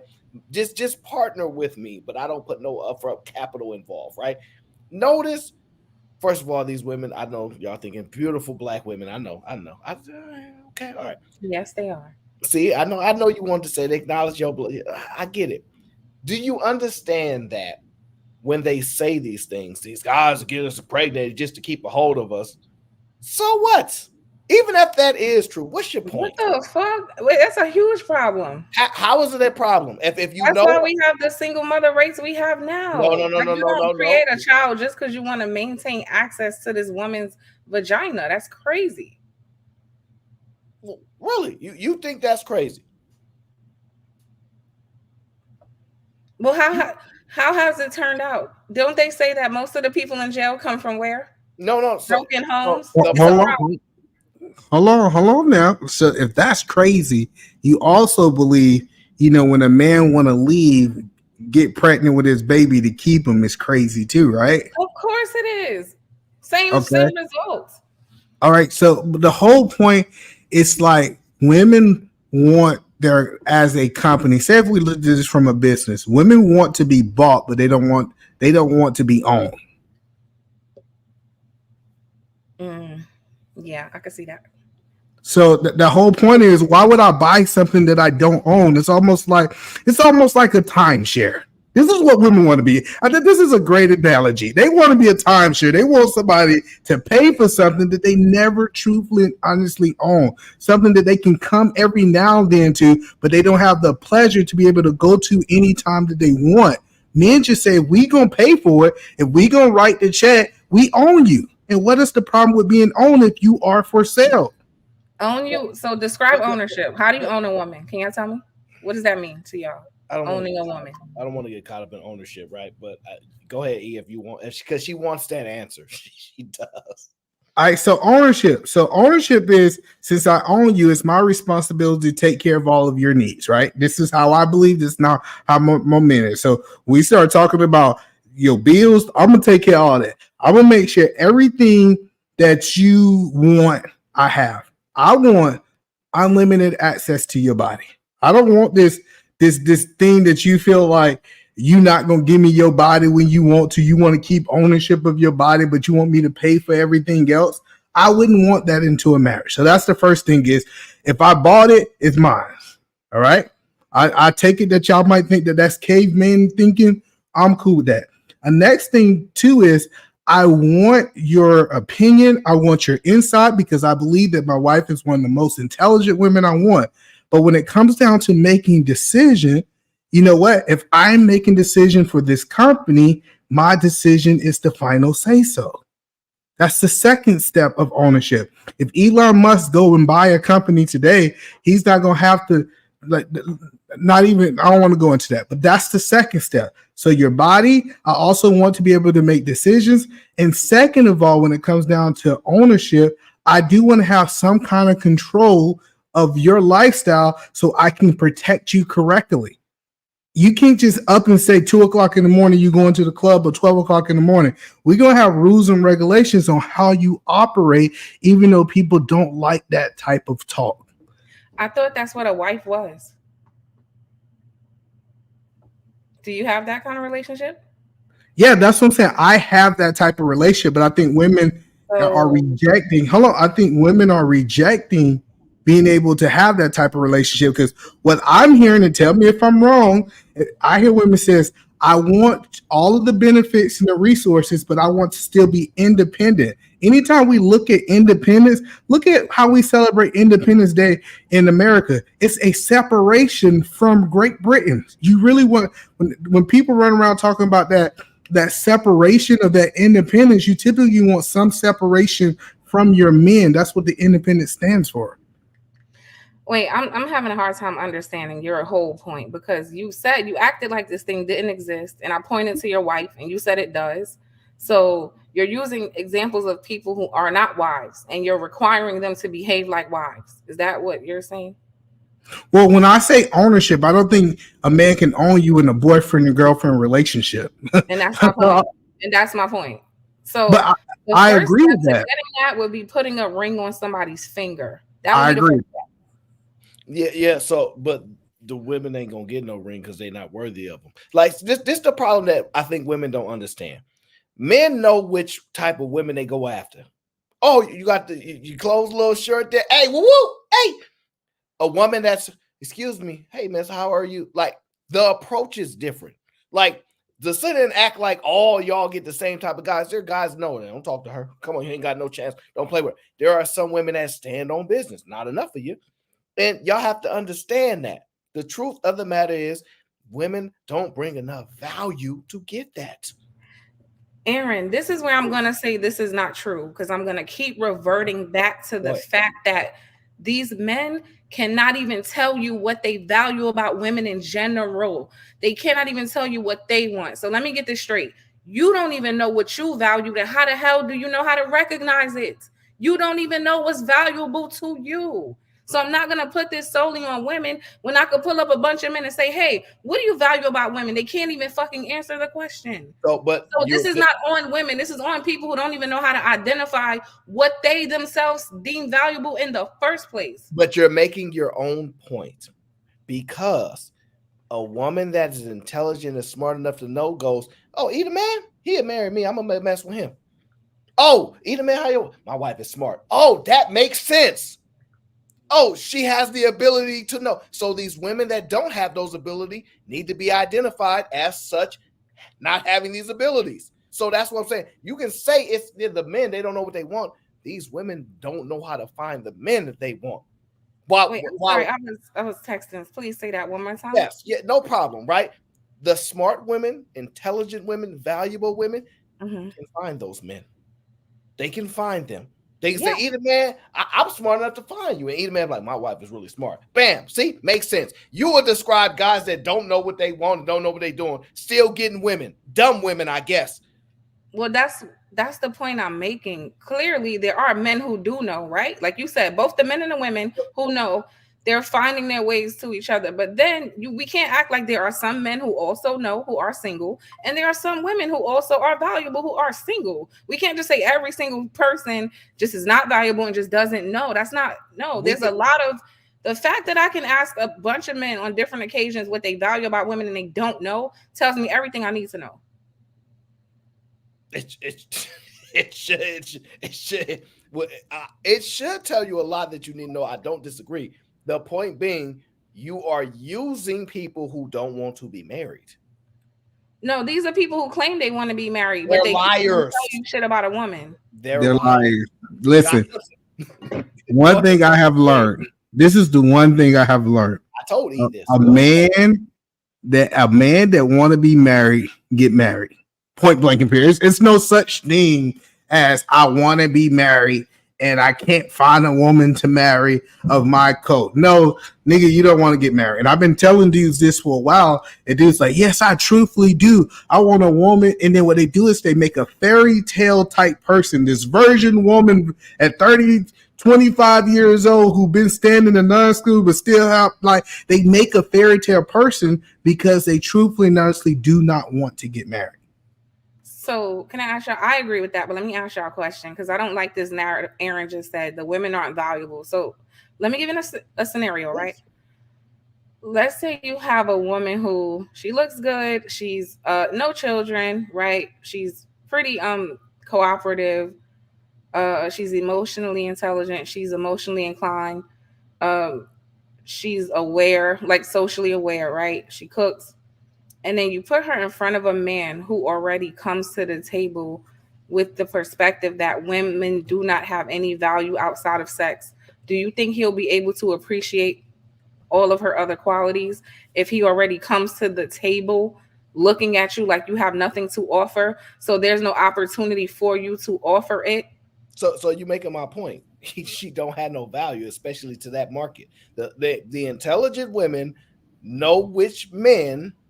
No. I didn't want to put it on women though. I'm looking through the man's lens. Like if you put that woman in front of that type of man, would you say she doesn't have value, or would you say he doesn't even understand what's valuable and he doesn't know how to recognize it? That value is different to everybody. So what she has to offer him is not valuable to him. So so your value must be validated. This is the problem that people have, right? Validation for women comes through the man. You can say whatever you want, how great you are, it don't matter. You gotta get it. I agree with you there. I agree with you there. My only point was like when you say the women don't have value, I can't agree with that because if you put her in front of the right man, he will see the value. Fair enough. It doesn't make her not valuable. It makes that person can't see it. Fair enough. I'm speaking to the women, the particular group of women don't have value to those men that they're dealing with. You're right in the general sense. If I want to rock and this person to rock, the value is there for me in that experience. I'm just saying most of these women are dealing with and being experiences where they don't bring value to those men. If the guy don't like cooking and cleaning this and that, you're not smart enough to identify what he values and give it to him. Y'all think y'all intelligent. Y'all think y'all smart. Every guy that you deal with, if you're intelligent, you should be able to go, what does he value? And then the second thing you should go is, I can't add value to him. I'm going to leave him alone. Or he don't identify the value that I believe I have, and I'm going to leave him alone. But you can't go, Please see value in me, please. Like I agree. No, I was just speaking to like when you say the women don't have value. That's just I can't let that slide. Like no, some of them have value and some people don't know. And the same thing could be said for women, right? That's why y'all say women contradict themselves all the time because some of that is true, right? There could be a very valuable man in front of your face, but because you only care about money, did it make him not valuable, or were you too blind to see the value? No. But it does make him not valuable. That's like if I take someone, like let me give you an example. If there's a guy that's at IT, he's really good at IT, and I put him in construction, he does not have value to that business. It's not saying that he can't do nothing else. He don't bring value to that business. And I get that the construction business might have an IT department. I'm talking about like actually building the houses, doing the construction work. He don't bring value. So we don't understand this when people say, I don't bring value to this company. Why wouldn't I go find a company, another man that I bring value to, and they can be able to use the things that are valuable? Yeah, you're making a point Aaron just made, and I agreed. I agree she should leave, but that's not my point. My point was I'm not gonna tell someone they're not valuable because the person standing in front of them can't see their value. But that's the point that we're making. The whole point that we're making is if as a man, if I'm saying you're not valuable to me, I'm not saying that you ain't got no value whatsoever and you just as dumb as a rock. You don't bring any value to me. So that means that you're not valuable to me. I get if we have to make it personal, but that person still is not valuable to them. Okay, we could just concede because you keep saying the same thing in different ways. I don't. Venus is saying that woman has value. She just has to be in front of the person that values what she has, as opposed to me just saying that they don't have value in a blanket statement. She doesn't want that to be the point. But I was speaking in the context of that, but fair enough. She wanted to stand up for women because that's what she do. Regardless of the point, I hate to tell you, those men still have value though. Yeah. But the problem is those women that aren't intelligent enough to see that their value is not here, they lose value with that inability. So women could say, look, I'm smart enough to know I know exactly how I'm gonna do which guys and only do that, but they prove to you over and over again their lack of skills lowers their value to the point where it's like, okay, what you want you're not able to get because you're not valuable enough to the person that you're trying to get to see value. And so if you're dealing with somebody and they're like, no, the guys don't want to get married, that's because you're not valuable enough to make them want to marry you. And y'all have a hard time understanding that. Every woman has the ability to make every guy marry her, just not that guy. You might have to pick a different guy. The problem is y'all want what y'all want, and y'all would rather be dealing with the guy that you want as opposed to the guy that's willing to do that in which you want. I want this guy to marry, but Dennis will do it, but either man, he ain't gonna marry me. And so you could have that, but you don't get it to be done. I want the man that I like to like me. That's how y'all have y'all mentality. And it don't work like that sometimes. It just don't. No, I agree. It doesn't, obviously. And I think a lot of women have got this messed up. I think it's your responsibility to prove that you're wife material to him. Ooh, I agree with that. No, I 100% agree with that. I think women don't know, but men have this thing where if they like you, see, because men don't try to disqualify. Y'all do the disqualifying thing. Oh, sneakers is ugly. Oh, let me get some disqualify. Men look for qualifiers. Her hair kind of nice. So when they looking to marry you, you may be one qualifier away. But if they tell you, then you only gonna do it because they told you. They can't trust that. So a lot of the times women be like, dang, I've been with this guy for a long time. What exactly more do I have to do? And he's giving you the time because men have a lot of patience. They also really like this about you. But it's one or two things that they're waiting for you to reveal. And that's why he is saying you got to show him. And once you show him, he will oblige. No, I agree. I think on both ends though. Like women gotta prove she's a wife the same way a man gotta prove that there's some safety and security here. I don't know about that one. Go hold on. You can respond. Let me just read. Ed Unchained says, Venus, I don't have any value to anyone. Okay. Ed Unchained is crazy. He is wild. Go ahead.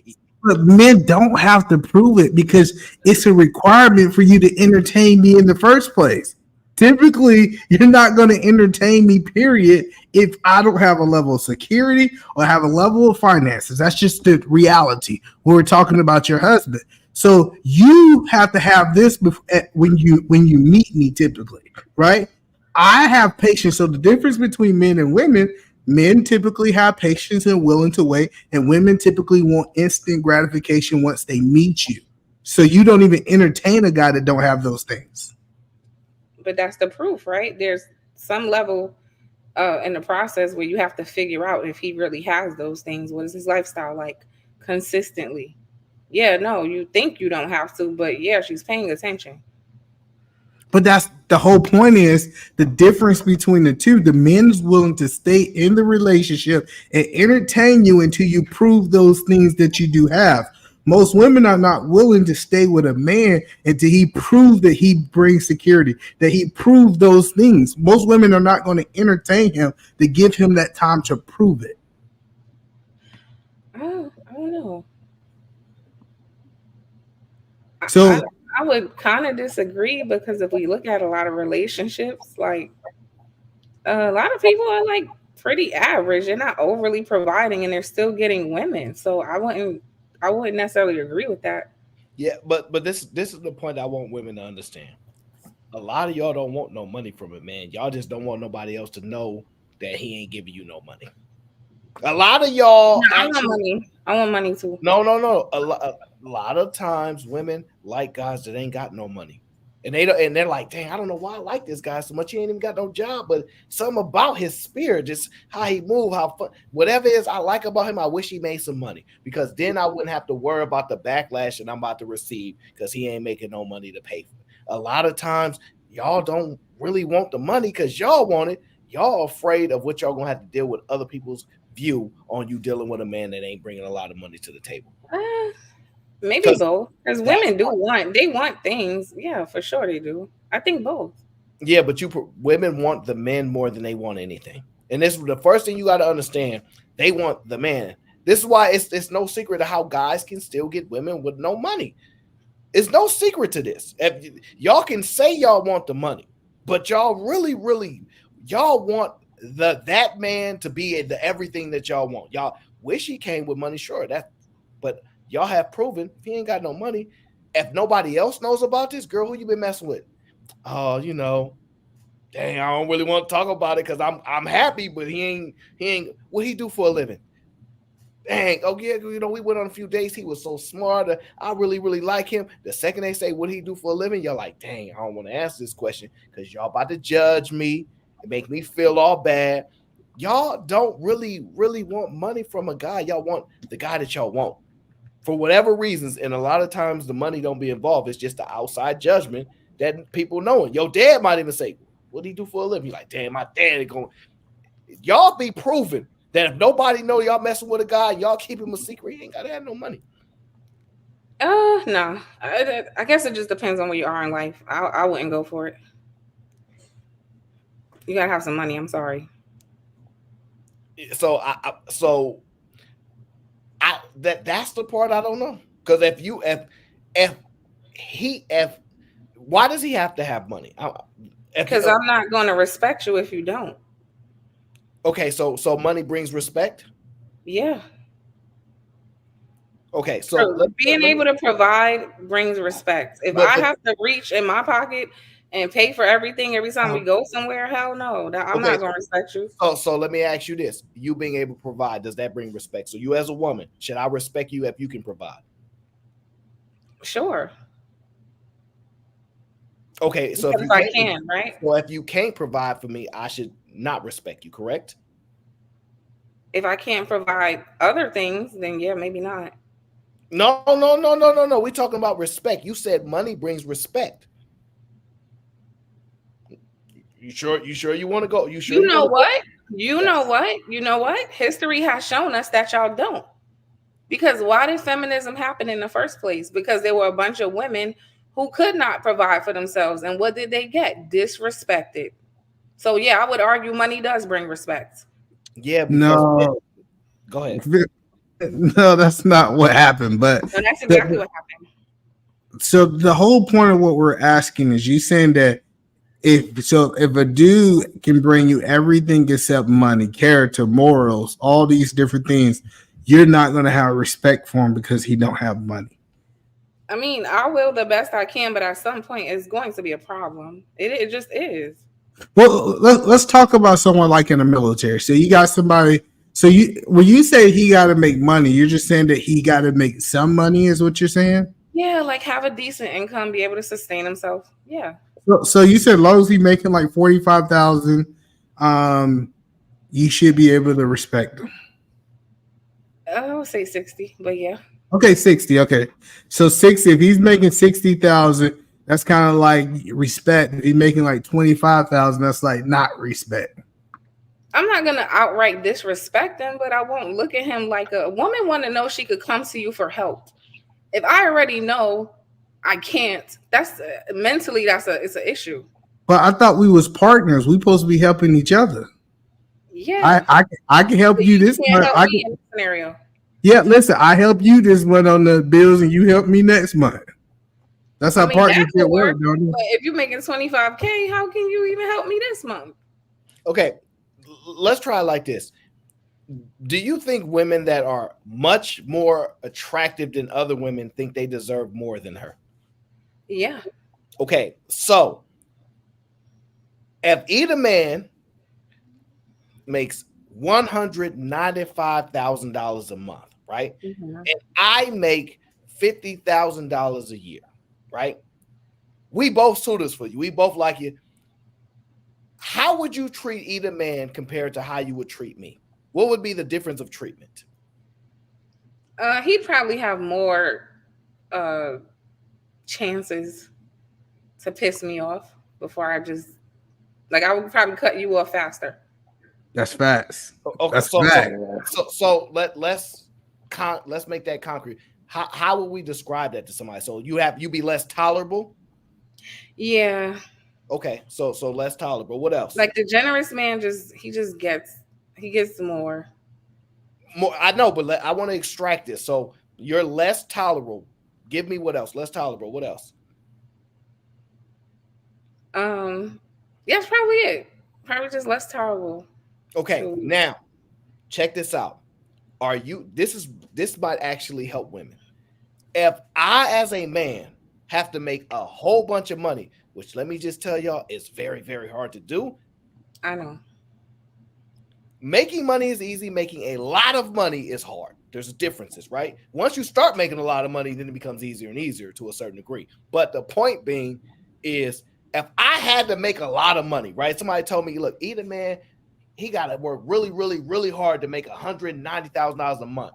I work about average, making about $50,000 a year. And we both going for all the same type of women. And the thing that would make me want to get this money, right? Hypothetically, get this money.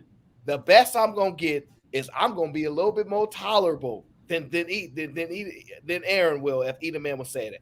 I'm going to get a little bit more tolerance from her. Why? A little was an understatement, because look at people like Nick Cannon. Look at the people who get the money get away with murder, okay? And the women stay. They get a lot, actually.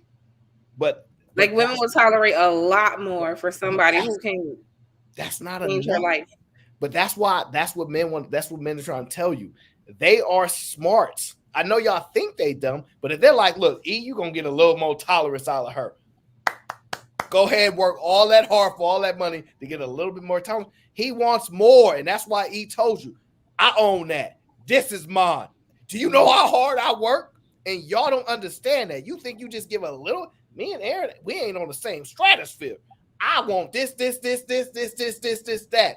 And you in your mind only thought tolerable. Like, that's crazy. But that could mean a lot of things. Like, I'm going to tolerate his fucking bad attitude, tolerate his bad habits, tolerate his cheating, tolerate his, tolerable could mean a lot of things. Yeah, I mean, okay. As opposed to the men who don't have money, you're like, I don't gotta deal with this shit. I could imagine the guy who is making $195,000 wife telling him no, they ain't having sex. Now the $50,000, I can see him be like, maybe maybe only make 50,000. But the guy who make 195,000 a month, do you think she should tell him no that she don't want to have sex?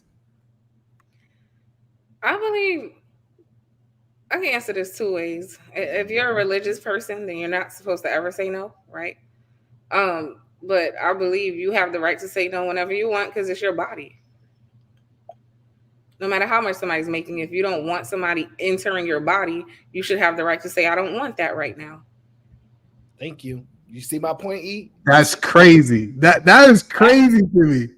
And that's why it ain't enough. And guys like, nah, that's all I'm gonna get. Like, they don't realize this. Like, guys are like, no, we know how to identify value here. Wait, let me ask a question. What is this thing y'all have? Like, this is stuff like this makes me feel like y'all really don't view women as people. Like, what makes you think somebody wants to be your 24/7 sex tool? Like, listen, like the fact that the woman has the audacity to not want you inside of her sometimes is problematic for y'all, and y'all don't see how sick that shit is. Like the fact that you think you're entitled to be inside of someone anytime you fucking want is insane to me. No, okay, listen. Y'all not that valuable. We the men, and y'all don't understand that. Y'all don't have no value. We dictate y'all value. Y'all exist because we allow y'all to exist. Whether you like that I say that or not is your choice. The point being is, what do y'all look like? Think y'all deserving of a man to provide for you? Like, when it comes to the things you think you deserving, well, you the man, you supposed to do it. You're the woman, you supposed to provide that. You a woman. See, the duties as a woman and being forced and constricted to what you're supposed to do as a woman, y'all don't like that. But forcing guys. Who said a woman's supposed to open her legs every time you have a sexual thought? That's how who made that a rule? That's how it used to be. It used to be illegal. Like, go back and check it. By law, a husband could not rape his wife. They had to go back and update those laws. Am I wrong, cameraman? Am I wrong? That's because of misogyny. That's not because of like you're missing the point. Like, no, I'm saying there was something always wrong with it. That's why they had to change the law, because that was always the fact that you think you have agency over another person's body to be able to do that to them, whether they like it or not, whatever you want. But I think the problem is that women. Yeah, you finish. The problem is with a lot of you men, it's really sick to me that y'all don't look at women as people. Like, the fact that you think it's problematic for someone to not want you inside of them, that shit is insane. That y'all feel like you should be able to, no matter how she feels. That's fucking crazy. Hello, but let me ask you this question. Should I be able to deny you financially if I don't want to? Yeah. So you feel like a husband should have the right to say, hey, you know what? I don't want to pay for your nails this month. I don't want to pay for this and that should be okay. Money and sex are not the same thing. See, that's what I'm saying is sex. Women feel that their roles are conditional in the relationship, but they feel that men roles are not conditional in the relationship. How don't you see that? No, because I feel like she should cook and clean and take care of the children. No. Of the home. No, however she feels, but when you cross the boundary, I'm sorry, Aaron, I just want to say this. No, go ahead. The boundary of like entering someone's body, that is a different conversation. Oh, so we're not saying that she have the right. She don't have the right to say no. She got the right to say no, and he got the right to go fuck somebody else. Like why be monogamous at that point? Monogamous don't make sense if you have the right to tell me no as much as you can. As a man at the value that I'm at, I should be able to go get sex from wherever I want. If you don't want to do it.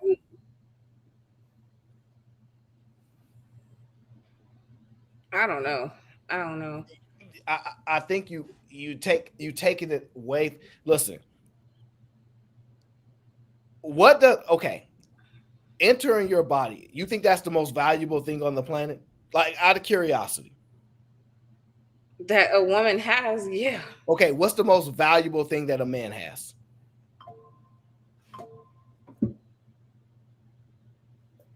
Himself. What do you mean? You see what? See, that be the checkmate right there. I'm reading the message. Take your time. The most valuable thing that a man has? Yes. I don't know. His strength? His intelligence?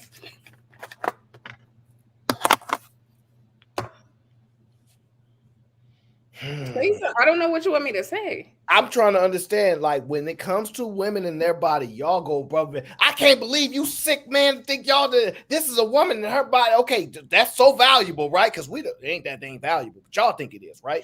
It ain't about value. It's about violating my human rights. You don't get to enter my body when the fuck you want. Okay, wait. Crazy. Wait, men give you human rights. You have none without men. Do you understand that? I have them. I don't know what you're talking about. No, y'all don't. Listen to what I'm saying. I'm not trying to be mean, condescending, none of that. Y'all have no rights without men. We give y'all rights. Okay, Aaron, you know what that's like me saying you have no life without women, because who brings you into the world? Okay, what does that mean? I accept that. Sure, we You have no agree with that. That's irrelevant to this point. Can I say something real quick? No, hold on, Fresh. I'm working right now. Y'all be making this fairy tale stuff up like, oh, y'all need to respect us as human beings. We actually don't. But because we're so great, we choose to.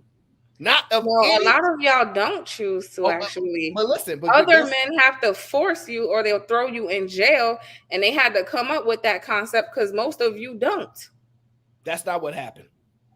That's not why they had to come up with that concept. Like this is they could continue. Why is it illegal to beat your wife? Because y'all were fucking beating them, right? Oh, and you think that bothers men? Like, okay, let me get into that. You think men got together one day and was like, yo, we usually let men do this to their wives, but today we ain't allowing it to happen no more. That's what you thought happened? So what happened?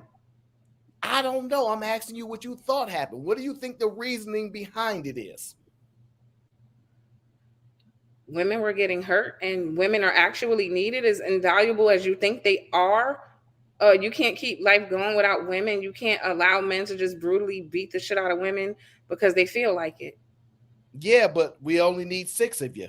6, we'll take 6. The ones that don't listen, get rid of them. All right, the population was slow. And then you're going to deal with those men because those are their sisters and their brothers. I mean, their nieces and their daughters and their. So y'all love to paint that picture like it's so easy. But no. That women don't have rights, but you're going to have to see other men about some of us women. Thank you. The men, we give you rights. That's now you get to that point. I pushed you there. Now you understand that. We are that. Y'all exist at the behest of life. Living in life through us. You exist because a woman pushed you. We've already accepted that point. We here. So it's like you're trying to put one above the other, but you. How am I trying to put one above the other?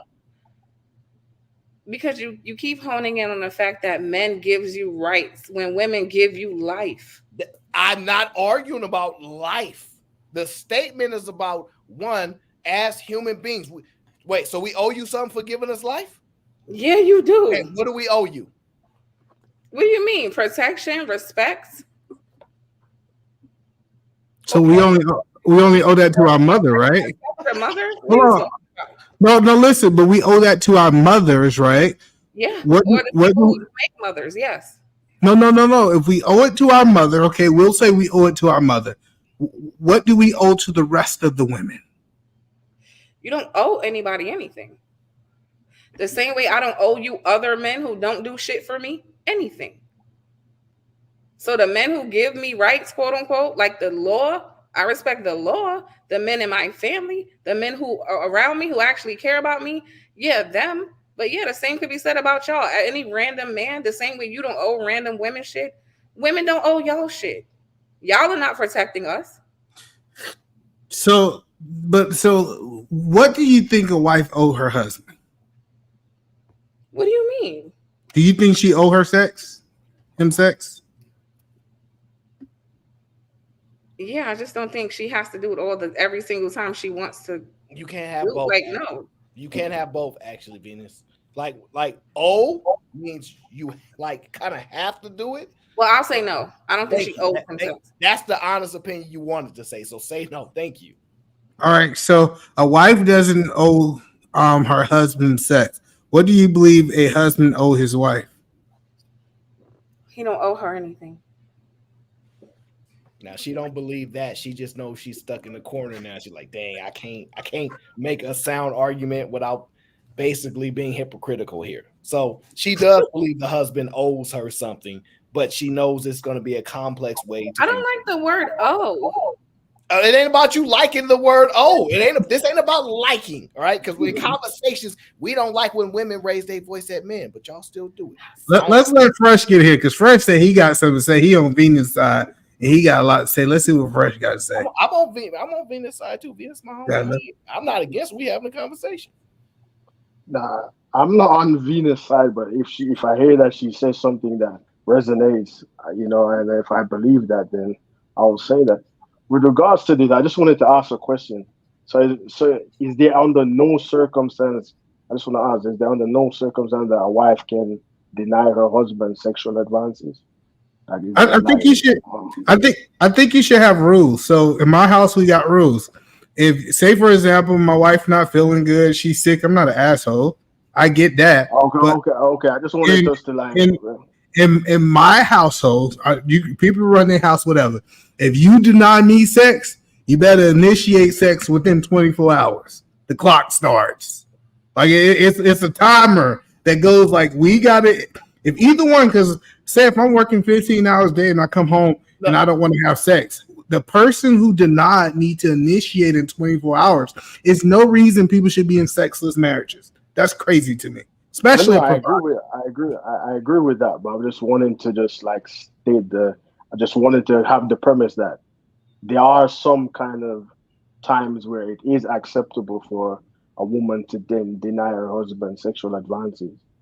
Yeah, it depends on your belief because some men don't believe in having sex with women when they're on their cycle. So I'm not saying that it's just supposed to be that, but like, yes, y'all should have some form of understanding of when sex is, but the idea of you just telling me no just because you don't feel like it is crazy to me, especially if you're a man that's doing what you're supposed to do.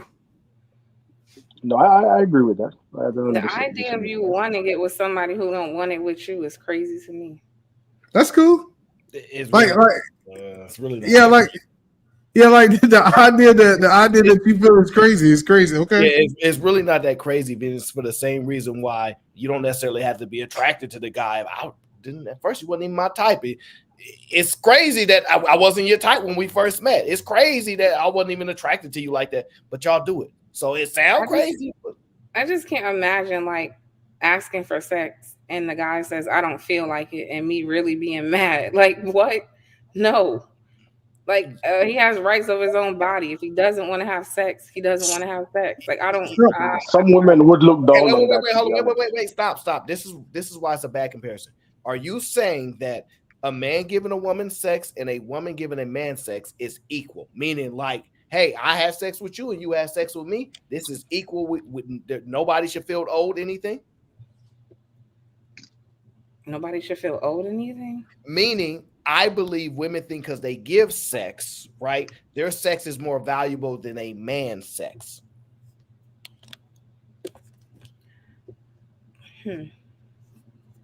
You do agree that women believe them giving a guy sex is like, hey, I just did you a favor, player, as opposed to when a man gives. You agree with that, right? Yeah, in a way. Yeah, and then that's the worst thing. Women, they take it like you almost tried to kill them if you tell them no, you don't want to have sex. Women do not take that well. They do not. Yeah, no, I agree with either man on that. They don't. They be like, "Oh, you cheating? You who over there?" You know, like it's like so many like attack that happen if a man just like, "Nah, I don't want to have sex with you tonight." Yeah, guys, I think it's just more that don't happen right away. Like Venus, think about it. Guys got to have a reason. Oh, what's like? I'm trying to get. No, I'm not. Nope. If he just says nope, right? Let that just be the answers. No. You think she gonna accept that answer? Or he need to have I think it's okay to ask why. No, but to be upset about it is like, okay. Look, now you making my point though. now you make no, because the way you guys talk about it is like she should not deny me. Like you're speaking like you own this person. It's not even a person. She doesn't get to decide what she wants to do. She is supposed to operate based off of how you feel at all times, is what you're ultimately saying. And that's where I have a problem.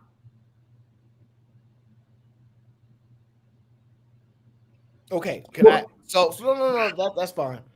This is why we don't use apples to apple comparison, because we're saying there. Are you saying that men, if you walking down the street with your man, if he not feeling like protecting you from getting knocked out by Fresh today, it shouldn't be a problem? No, because it's not the same.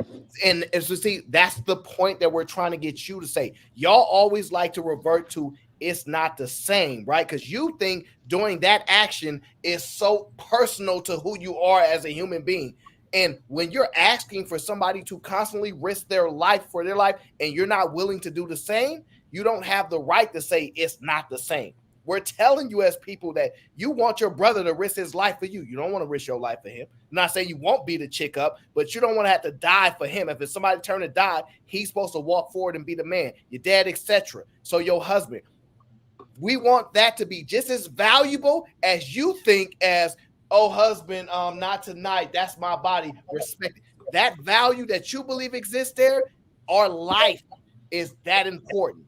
The way you think that you can frivolously say that's just what you're supposed to do is wrong. But y'all don't see that.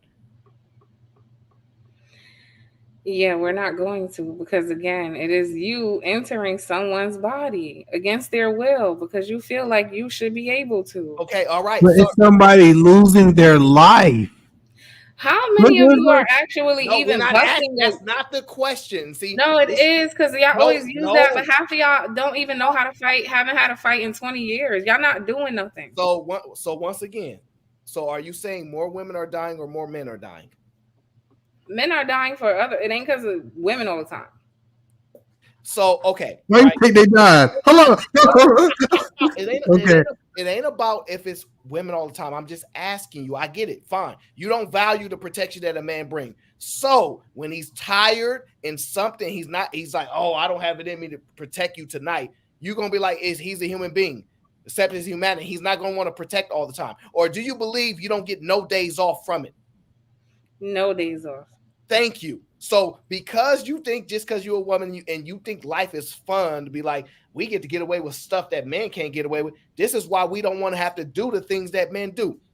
What outside of having children, because most of y'all don't want to do that now.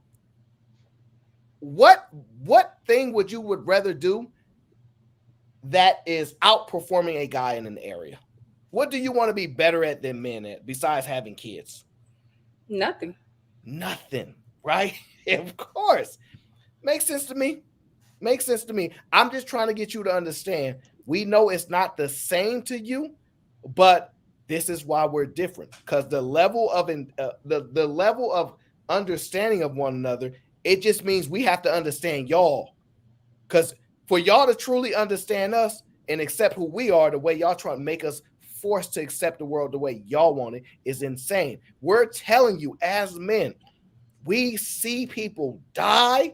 We know how hard it is to have to be the person to step up and go, dang, I got to die for my mom. I got to die for my sister. I got to die for my little brother. My dad got to die for me. We just have to do it just because we are men. That is literally the rules, right? And y'all like that stuff. Because if we start sacrificing the women to do that stuff, y'all ain't men. Fine.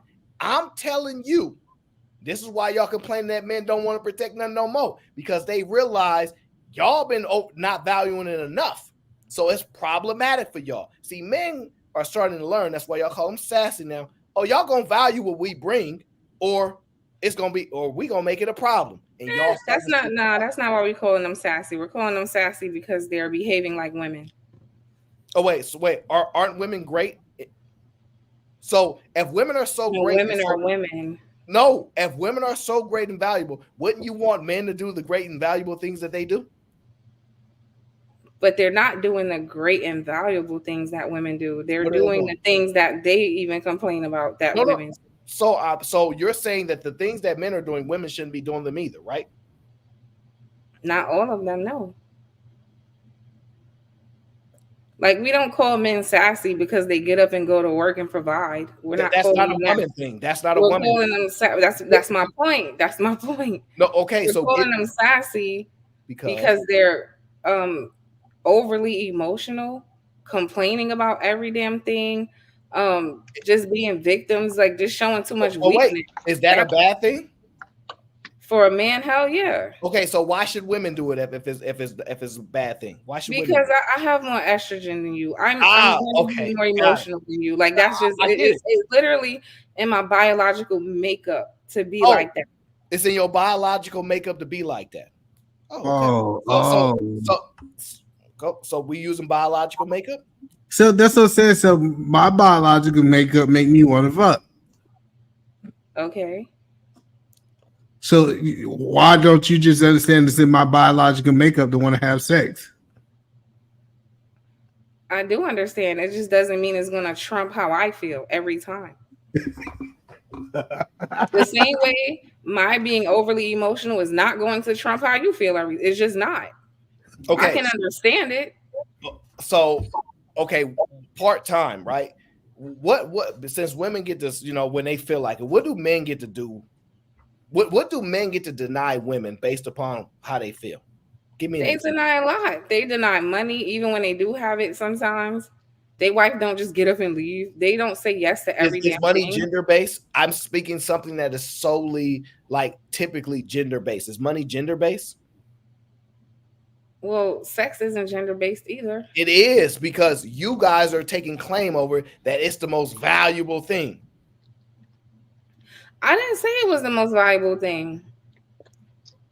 Y'all kind of do. Okay. Well, yeah, I said on a woman. Well, yeah, what her most valuable thing? Yeah, her reproductive organ. Yeah. So, wait, ask your question again. Well, I want Fresh to get there. He said he co-signed with this. What else you co-sign with, Fresh? No, I never said I co-signed everything she's saying. The point that some of the points. I just want to know, Fresh, what you agree with. Do you agree with any of this she says so far, Fresh? I do agree with about the autonomy of her body, man. I don't think as a man, like if my woman doesn't want to have sex with me, I don't think I should try and force her to do it. If she doesn't want to do it, she should have that right not to want to. That's the conversation I want to have, Fresh. Can we? So I'm good with that part. My bad. I'm good with that part. If she want to say no, fine, right? Should we be? Now my question is, if she say no, I'm not in the mood today, can I be like, all right, divorce time? Is that acceptable? No, that's not acceptable. That's not acceptable. So it's not acceptable. So, right, this is what E is trying to prove to this whole sometimes situation, right? So let me ask you, we're walking down the street, right? 10 days in a row, we going to the same corner store, me and my wife. 9 days we go in there, a guy try to attack her. I beat him up 9 days in a row. 10th day come around, like, oh, I'm tired. Same guy come to attack her, beat her down. I'm like, oh, babe, I'm tired. I'm just not feeling like protecting today, right? Does she have a right to divorce me? Yes. No, I would disagree. I would disagree with that. But here's what I would say. I don't think that's a real genuine argument. Because if me and my so hold on, let me answer his question first, Fresh. Answer his question. No, he did answer it. It's the first thing he said. I said I don't agree that she should divorce him. But what I'm saying, if me and my lady is walking down and somebody's trying to attack me, I'm at risk as well. So I'm in the process of trying to protect her. I'm trying to protect myself as well. No, Fresh. What if he say, I don't want nothing to do with you? You can keep going, sir. I want her. I understand that point, but let's be honest. Reality, though, if a guy's going to rob you, he's going to rob the both. He's not just going to rob one person and leave the other, man. Why he won't? Or he's going to... No, because obviously the two of you are there. But why won't he just rob her? No, because the thing is, you just wouldn't. It's just that doesn't happen naturally. Have you ever robbed somebody, Fresh? No, I've never robbed. I've never robbed anybody. But the thing is, I have been robbed before. I think we're getting caught up in the weeds. The things is, Fresh, you believe that men should not have the right to take a day off, but women should have the right to take a day off. Is that what you're saying? I'm not saying that, but I'm saying if we're going to use the example of protecting, you protecting your woman is protecting yourself, because if she's in a situation where she needs protecting, you're going to be at risk as well. Okay, all right, fine. Because y'all don't know how to. Let's try this. Your woman goes, look, I know my duty is to make sure I take care of your sexual needs, but I want a day off. What of your duties do you get a day off of, Fresh? To find me the equivalent of her saying taking out the trash, cleaning up, like other things, like maybe doing the yard work. Maybe if I don't feel Fresh. So wait. So Fresh, if a woman, if when a woman goes to choose a guy, right? If he don't clean up the yard as nice as she like, right? She should be like, oh, we can't be in a relationship. You think a woman will not be with a guy because he don't clean up the yard that nice? No, you didn't say relationship. You just said what can he have days off from? So, but listen, that's okay. That's okay. Let me try this again. Him cleaning the yard is separate from his interaction with you. He don't need to have no interaction with you to clean the yard. Oh, not wanting to listen to me talk now? No. I'm gonna try this. Okay, let me rephrase it. What of his services to the woman does he get a day off of?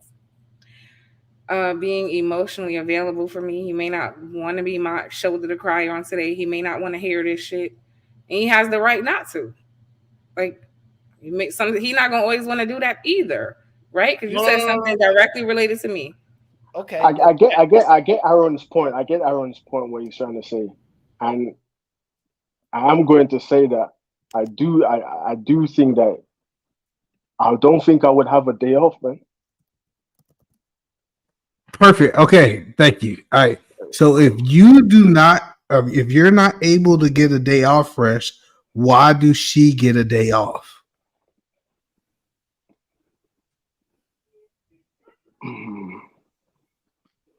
I want to answer this honestly as possible. I would say the reason why she gets a day off and I don't get a day off is because we're different. I do believe that men are built to handle more than women. You get what I'm saying? I don't believe the same things.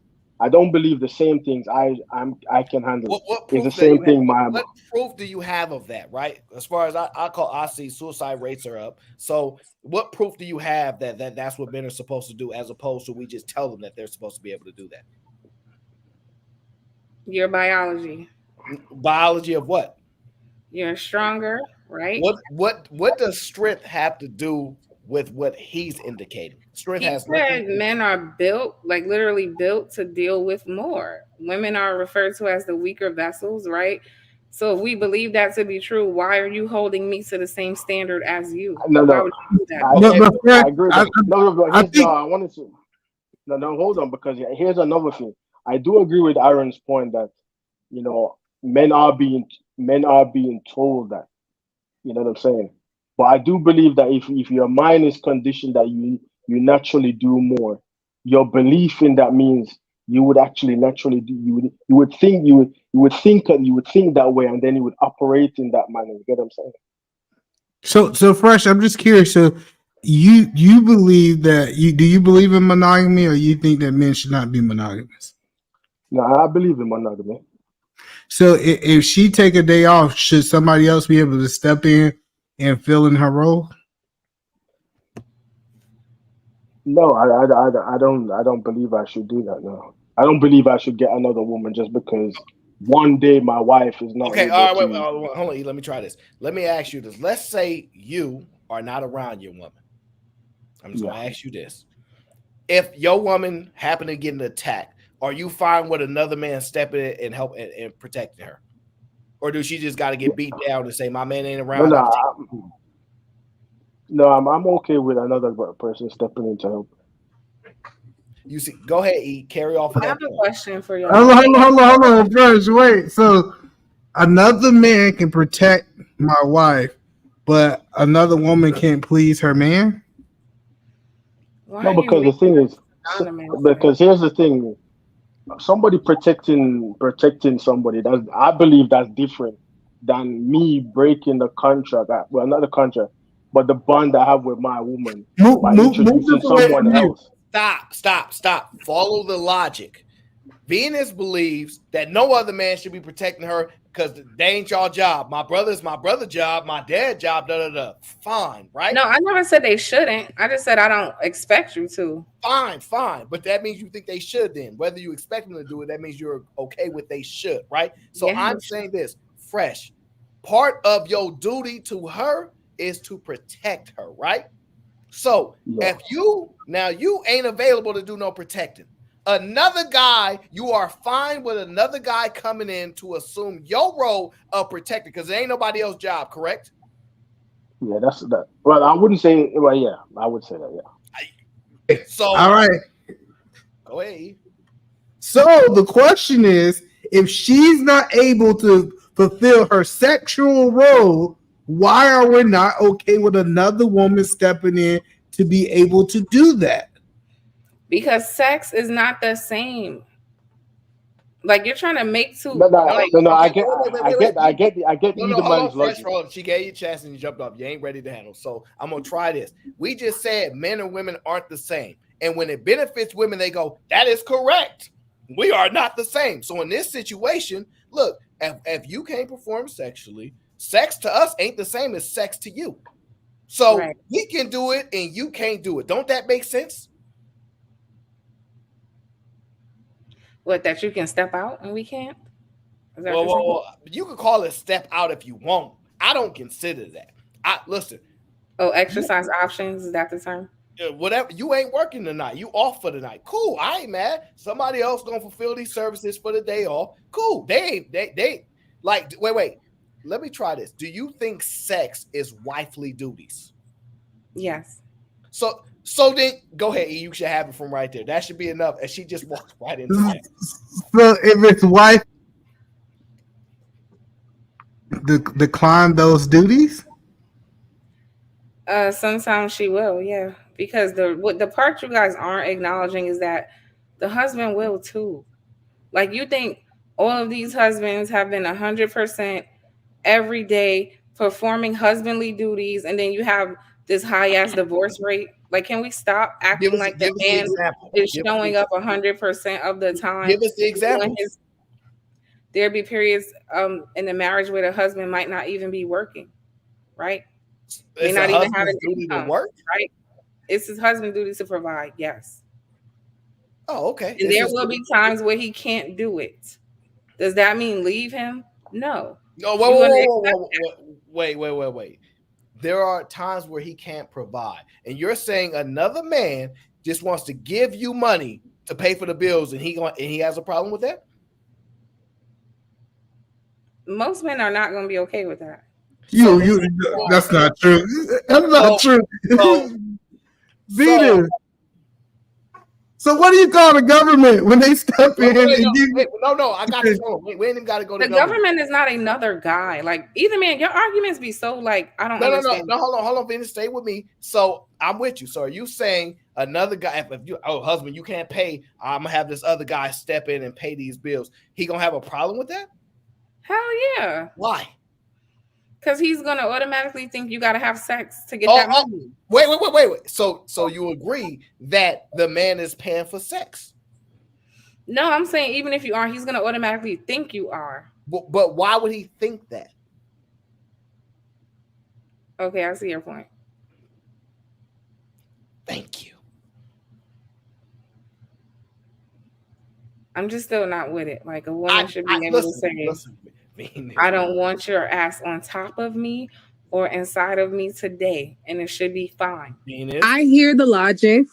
I just cannot accept it.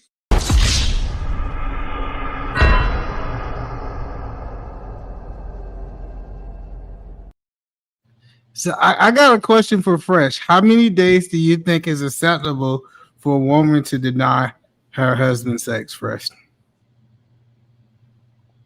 before it becomes an issue.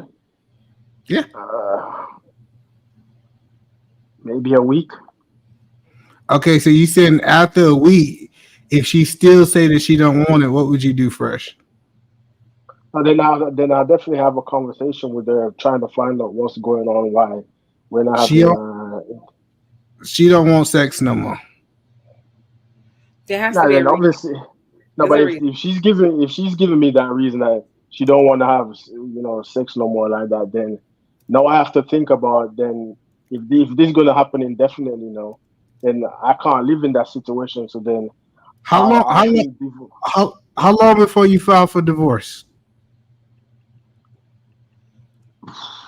Me personally, I would give it 6 months. So you willing to go 6 months without sex, and then you will file for divorce? And hold on, I just want to make sure I hear you right. In those 6 months, you're still going to perform all of your husband duties, paying the bills, doing all this thing for 6 months straight, and she have the right to deny her wifely duties for 6 months. Yeah, I would still do what I'm supposed to do. Yeah.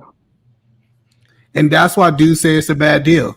They say it's a bad deal because why would I still have to uphold the agreement for 6 months if you're not going to uphold your side of the agreement?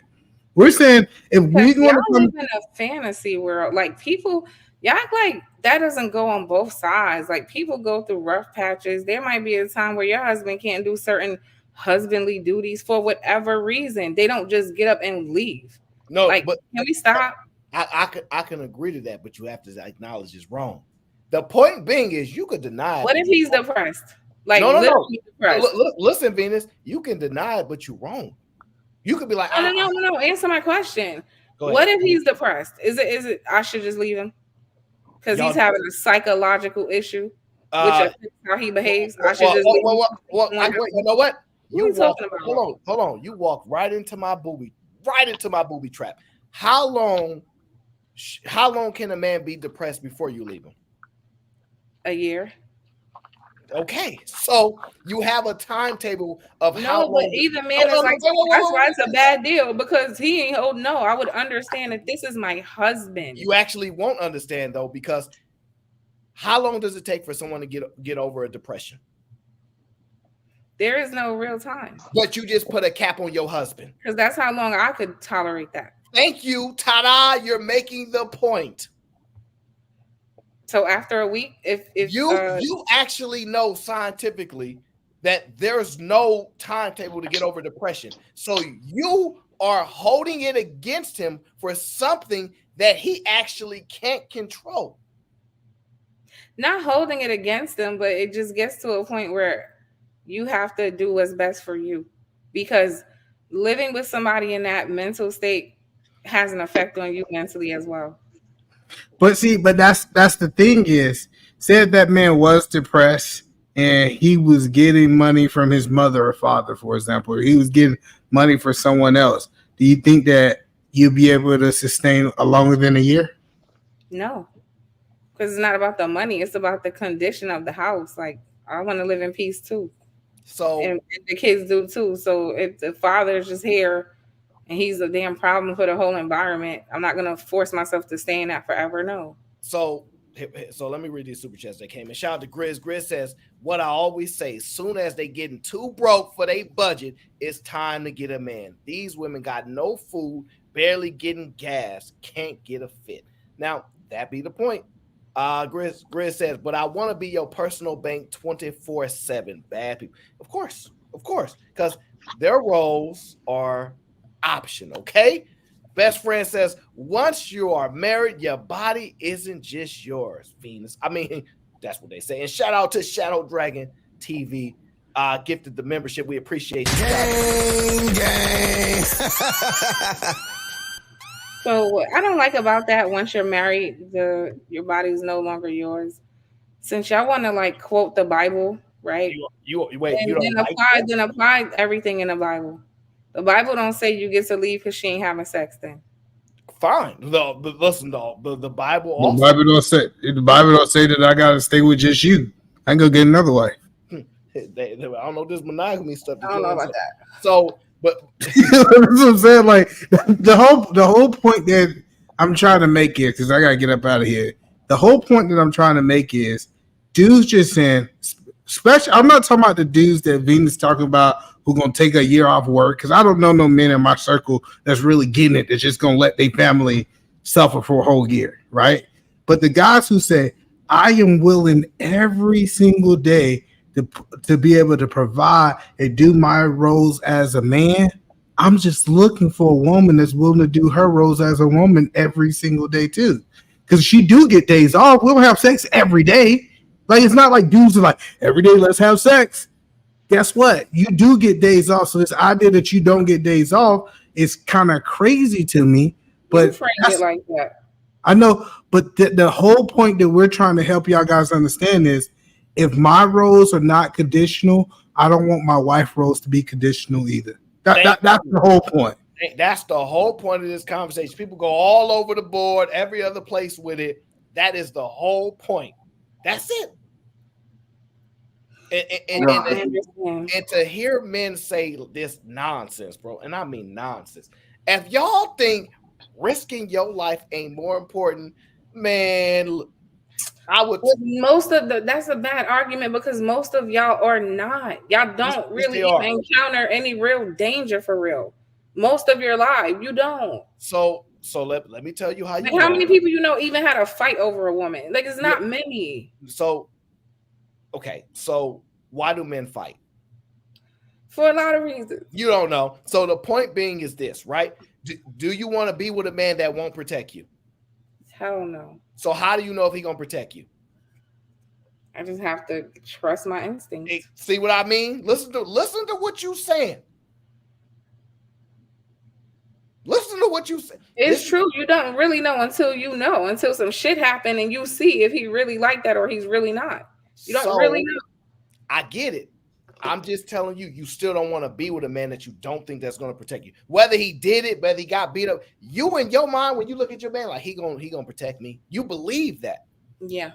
So to act like y'all just would be dealing with men that y'all don't believe would do it is a lie. Y'all believe every man that y'all land next to is gonna do it. He can't beat Andre the Giant up, but you like, look, in most places he gonna try. He gonna try to he gonna pick some up. He gonna do something, try to get me up out of there.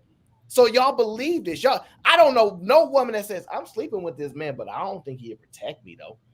I don't know women like that. So by default, that's how y'all operating. So I'm just saying, I get it. It's not consistent, and guys don't believe it's a good deal hearing women say multiple reasons why they would leave a marriage outside of cheating and physical abuse. Men are like, if y'all willing to say any other reason for those two, then we not getting married. Don't make no sense. I mean, I get it. Listen, I understand. Let me say before I go, the overall point, right? Like, if the wife's duty is if sex is one of the womanly duties, which is required, the same as a man's provision. Like, that's the kind of the whole point, right? And men don't get to take time off. I just disagree, but I understand.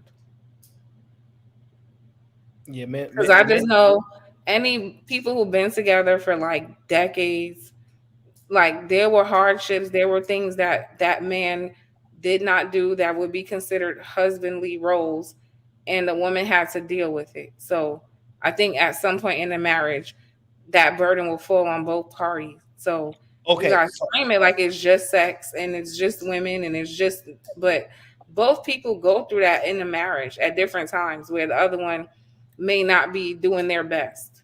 No, I get that. We all agree to that. Well, I want to because I just really want to understand this. What is something that is vital? Meaning, because we'll argue that sex is vital for men. Apparently, it's not for women. But I'd say, what is something that's vital that a woman needs from a man, or they have to have? Give me an example of something they have to have it.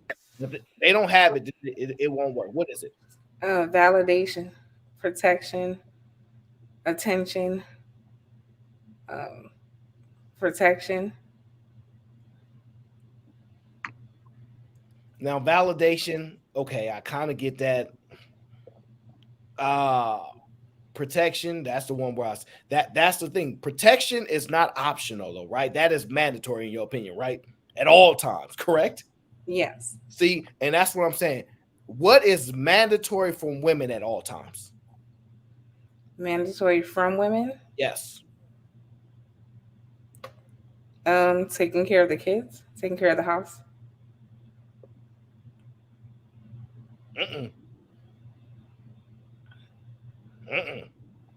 So what is it? Try again. I don't know. Are we gonna figure that out? Because taking Sex? care of the house. It can't be sex. Is it sex? I'm not. It's mandatory at all times. No. I'm not even saying. I'm saying what's loyalty. Mandatory from the woman at all times. Yeah, but that's a two-way street. We're focusing on things that are one-way mandatory. Like I don't know what protection a man is like. Support. You see how great this conversation with it gives you things to think about when you running your shows. Like, dang, we talked about this. And when you take a moment to sit back and think about, I would have answered it this way. That's how you can design some of your shows, because you realize having this conversation for men, there are just things where you're like, yo, he can't really take that off. Like, that's Mando. But for women, almost everything a woman has is something like, I take a day or two off from that always. There are just certain things with women that you know that's how y'all are. But with men, we don't have that option. And y'all need to acknowledge that. Oh, yeah, that's right. You are. That's why we love you as the men. Y'all the men. It's praiseworthy to a certain degree. Have you seen? Let me ask honestly. Do you believe men are superior to women? Well, by just default of just a general answer, yes. So if you believe that, then why are you holding inferior beings to the same standard you meet? Why are you doing that? Oh, that's a very, very simple answer. I'm not holding them to the same standard. I'm asking them to identify that they're not able to have that standard. See, I'm not holding women to any standard. Sure, you ain't got to do it. But let me ask you this: since you want to identify superior and non-superior, what makes these non-superior people think they get to negotiate doing what a superior person tells them to do? Because you still have autonomy over self at the end of the day. Okay, so you found a loophole to the reasoning. So because you still have autonomy of yourself, these are why we have these conversations and these questions and these thoughts. I don't mind it. I like this conversation. This is interesting. I hear you. I get it. I'm looking at the sex thing a little bit different. I understand the view, like men are viewing it like, well, I don't get days off from protection. Your womanly duties, you shouldn't get days off. I hear it. I understand. And I think women should get days off. I just want them to know that they're wrong. They're like, deep down, I shouldn't do this. It's wrong, but I just got to do it. Just acknowledge it's wrong. Be like, it's wrong, but I'm going to still do it every now and then. Okay, let me ask you a real question. How can I acknowledge something is wrong if I genuinely don't want it? Like, how could my mind think I'm wrong for not wanting to be physical right now? My body doesn't want that. How will my mind think is wrong? I don't want that. Men don't want to protect you. Women don't want to cook and clean every day and do whatever they have to do, but they do it. Okay, but no, you just made a point and then you ran back on your point. You see, your point was, I just don't want to do it, but we'll do it anyway. So when you don't want to do it, you're supposed to still do it. But for that particular thing, you like, nah, but I just can't. You see what I'm saying? Like, and JJ says, I want to protect my wife.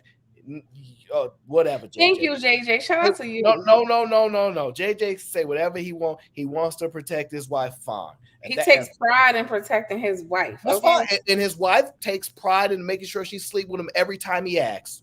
How you know? You don't know. What do you mean? You don't know? What type of man would even talk like that about a woman unless that's what he was getting? A man who understands women. No. See, that's what I keep saying. Y'all keep thinking we are the sacrificial lambs. No, he's speaking like that because he thinks so highly of her. Because if for men, it'd be my woman said no tonight, she probably really just not feeling it. And I understand that about her because she's so great. Yeah. Yes, that's the only argument, but that's the point. That's the only. He wouldn't be saying that if he like, well, just because I'm a man. No, she has held up a standard so long that he has to tip his hat off to her. Oh, he said his wife never said no. I already know that. He has when a woman just carry herself in a way where you're like, dang, I gotta tip my hat off to. A man has to conduct himself with her. That's why I be telling y'all don't move like that. Y'all not really operating how y'all think y'all are. Okay, so let me tell the women. Women never say no, bust it open 24/7, every day, every night, every hour. Okay. And then and only then will you get a protector. No, men is still protected anyway because they not able to hold you to that standard. Like even when I said it, right, it made it seem like I was like, oh no, like we have control over her body. That's never the point of the conversation. We were just trying to get you to understand, hey, right now I get days off. Men, static, nothing, no days off. This is requirement or it's over with. But if a man say, yo, give it up, nah, not tonight, and he says over with, that's not gonna cut it. That's all we trying to get people to really see. This is why I said I'm a share because I understand now. I understand men. Y'all are horny all the time. Nobody wants to deal with it. So go get a sister wife and leave me alone. Okay. I will say, Aaron, tonight you did put a different perspective that I never really thought about. Still, you know what I'm saying? Like with the roles that a man's roles kind of always has to be all the time, when a woman's role can be a bit variable. I never really looked at it like that. Still, yeah, he did a good job. You spend enough time watching my show, you're gonna get a lot of that because that's what we do over here. Okay. But it's just a fun conversation because I have to. I tend to challenge things. Like I don't believe me personally. Honest, I'm the most laid back, chill guy ever. I would not turn. Hey, look, I'm the man in the house, so because I said so, it's going down. Like I don't think like that. But I understand the context of the conversation, the arguments that's presented, etc. And I'm just realistically honest about things. I know men have to do more sometimes. I told them in the beginning of the stream, I'm capable of doing more in a lot of other areas. I don't look at a woman and go, just because I can do so many great things in another area, I'm upset with her because she can't. That's my burden. That's my ability. I'm willing to overdo in an area to compensate. And there are areas that I'm weak in that maybe you can overcompensate for. We're supposed to complement one another, not compete. But all we do is get into the competing thing. It's like, I did this, and I want this to be validated or valued a certain way. And when I agree with you. And when men start to go down the road of what they actually have to do, what women are actually asking for, it's like, all right, y'all forcing us to actually express what we actually do for y'all. And y'all don't realize how much has been done because y'all really be like, man, ain't even protected nothing. Just the sheer value of a man walking next to you is like insane. A level of protection. Yeah, it's that's 100% true. That's 100% true. It's just like, to me, men get. I think there's a lot of value that women bring. A lot of men might not identify readily at the time, and women are upset because like, why you don't understand how valuable I am? Because he probably ain't got to the point to where he can understand that. And that's what Venus was talking about earlier. These women are valuable. It's just that man can't see it. Well, your value has to be in your ability to be around the men that can see it. That's your skill. That's your art. Because I really believe it. There are some women you can't just walk up to and be like, hey, give me your number. There are some women you have to be like, excuse me, you mind if I call you something? Like, you got to talk different than them. Like, it's different. So when women acting like you can't separate, you absolutely can. Men know which women to play with, try things with, and not to. Oh, they don't always know, but they find out quick. Hey, listen. Exactly. They find out real quick. Exactly. And y'all, look, well, you from New York, so you probably punch somebody. And the same thing with women. You go talk to a certain man a type of way, you're going to get checked on the spot. Oh, yeah, no doubt. It's the same. Women will look at you like, what? Who are you talking to? Why are you talking to me like that? I 100% agree. And that's why I have all these conversations where I'm like, I be seeing women, I'm like, yo, they be dealing with these guys because when a black man in particular, because we're going to talk about black men, when a black man get his money right and he's confident, he don't take no BS. When he's not dumb and he's like, yo, what's up? Get in the gym. You said you was going to the gym. Stop playing around. Do this, that. And you can't say, but you don't do this or but you don't do this. That's an uncomfortable space for most women. Oh, can I tell you something? I was talking to a guy friend of mine on the phone, and he asked me that question, and I had to think. He was like, you women say y'all want an emotional, available man, right? Like emotionally aware man, right? He was like, half of y'all don't even know how to handle that man. Like, then you become the person you were complaining about. So you go from like these guys that you feel like you're way ahead of maturity wise to you easily being that woman in that situation, because now you're not even equipped to handle that because you ain't never seen it before. And you're so used to being the one, you don't even know how to deal with it. So then now he starts to look at you the way you were looking at those other men. And I was like, yeah, that's true. I see it all the time. Because I know men that are like here, and I see women, I'm like, you messing? Because mind you, I am, for a lot of women, I'm like they go-to guy, right? They be like, yo, let me run this by you, and I'm like, yeah, all right, cool. And so I will hear the stories. I will hear the inside. I was like, and I also channel, why you messing with old boy? Like, he ain't got no job, but this, and that. Oh, but this, that. And then they'll tell me about another guy with a job. And I'm like, they still don't. And it's because some of them, they may not be consistent on certain things. Going to the gym is one of them, by the way. But when a woman can tell you, why you talking to me like that? You ain't even doing this, or you ain't even doing this, and you ain't even doing this. It make her feel like, okay, I don't have to do it. Because the standard is the man must lead first and then she'll follow suit. But can she carry the standard on her own? That's hard to find. So that's why women be wanting these guys to outperform. Like, can't you just do the right thing without it being tied to him?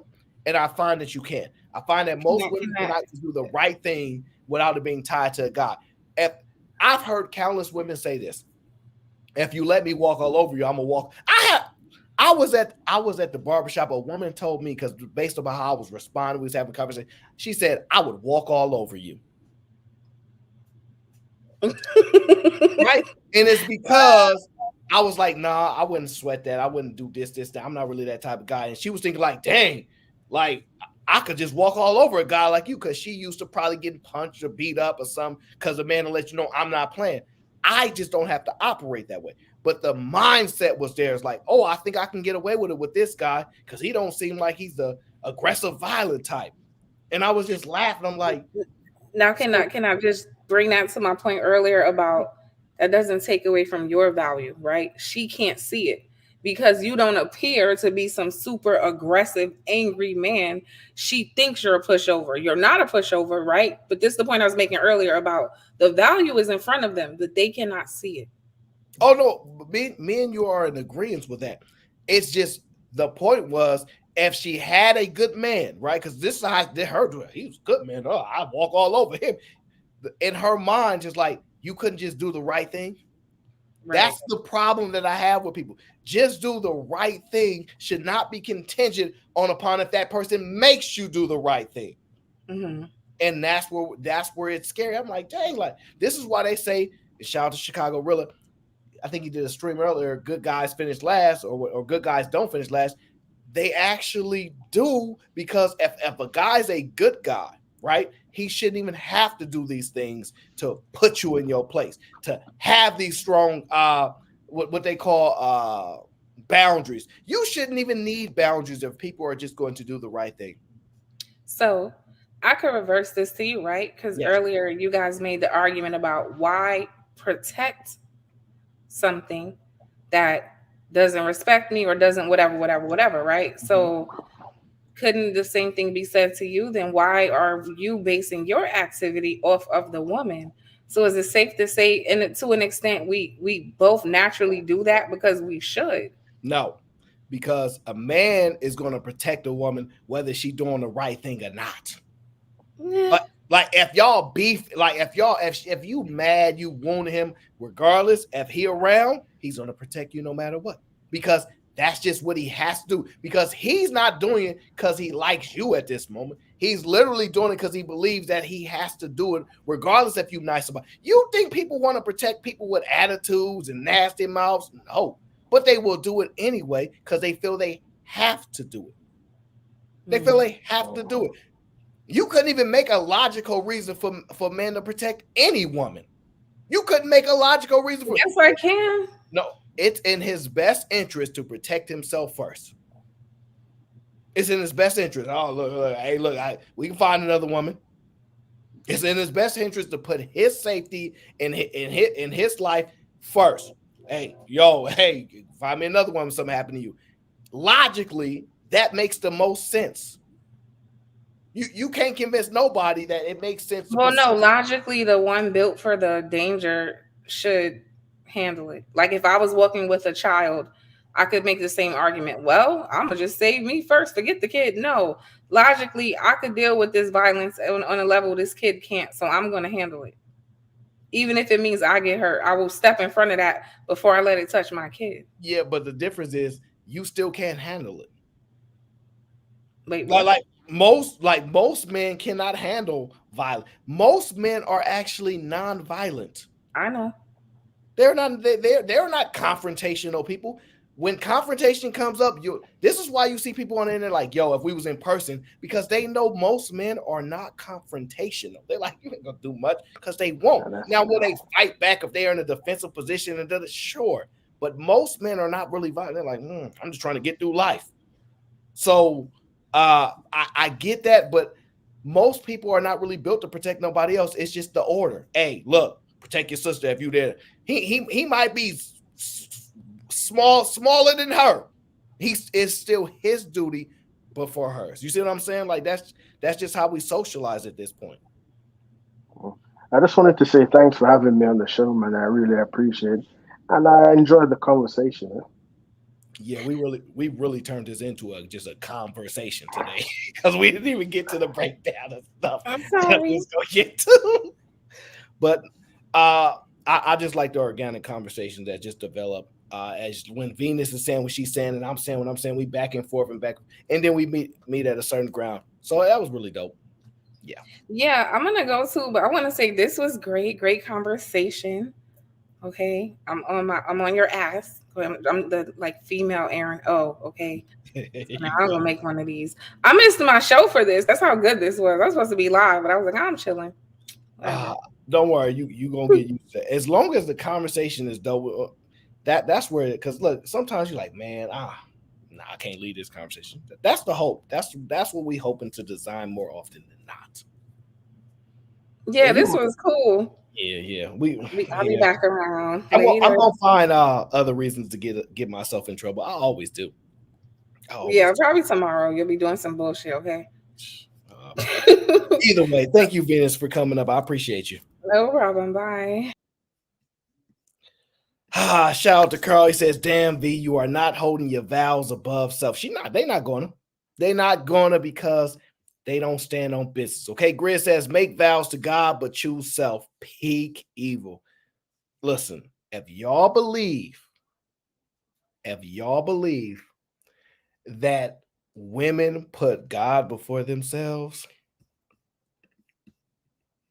I ain't gonna get canceled today. Okay, JJ says Aaron is a secret furry. What is a furry? Does that mean funny? I think he meant funny because I don't know what a furry is. Okay, I ain't gonna take these insults. And shout out to Big Bad Bull GBG in the building, says becoming a loyal member is extremely low cost way to support the channel. Thank you, Big Bad Bull. I appreciate you. Yeah, I think we had a good show today. I didn't get to the breakdown that I wanted to. But I'm one of those people in real life. If I have these conversations, I will be going back and forth all night, 3 hours, trying to build with somebody. So I think it was more important than just going through clip by clip. And sometimes you kind of get stuck on that, but you guys get to see the build up, because in a lot of times the conversation, it don't make sense because we're building. We don't have no notes prior to the conversation, so we just building. And within that, what you see is like, hey, look at it like this. Look at it like this. You know, the reason, right? Let me just go on the main screen. The reason why, right? I did one of the most controversial streams in all of this era, right? Y'all remember that stream, okay? Age ain't nothing but a number, biases, etc. The reason I did the stream, right? It didn't necessarily go as planned, but I didn't really plan it that well. Is that I love challenging biases, right? I love challenging the way we think. Wait, why you think this and think that? And so in these conversations, what you get to see is let's challenge that. Why do you think men should be protecting people? Why? Why is that? Let's challenge that. Even if I believe it's true, even if I've been conditioned to accept that that's how it's supposed to be, I should challenge it.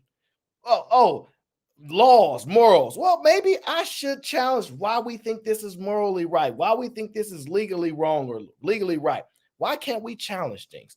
Well, because in these places, people don't necessarily like you to challenge the status quo. I will continue to do it. It's what I do. Sugar Bum says, lady, please stop telling Aaron and men your business. They telling all your business. Well, let me say this, Sugar Bum. They don't have to tell me nothing, but I assure you the value and the insight I bring them is almost immeasurable. I have these conversations with people in real life, and you know what they say? I'm gonna just tell you.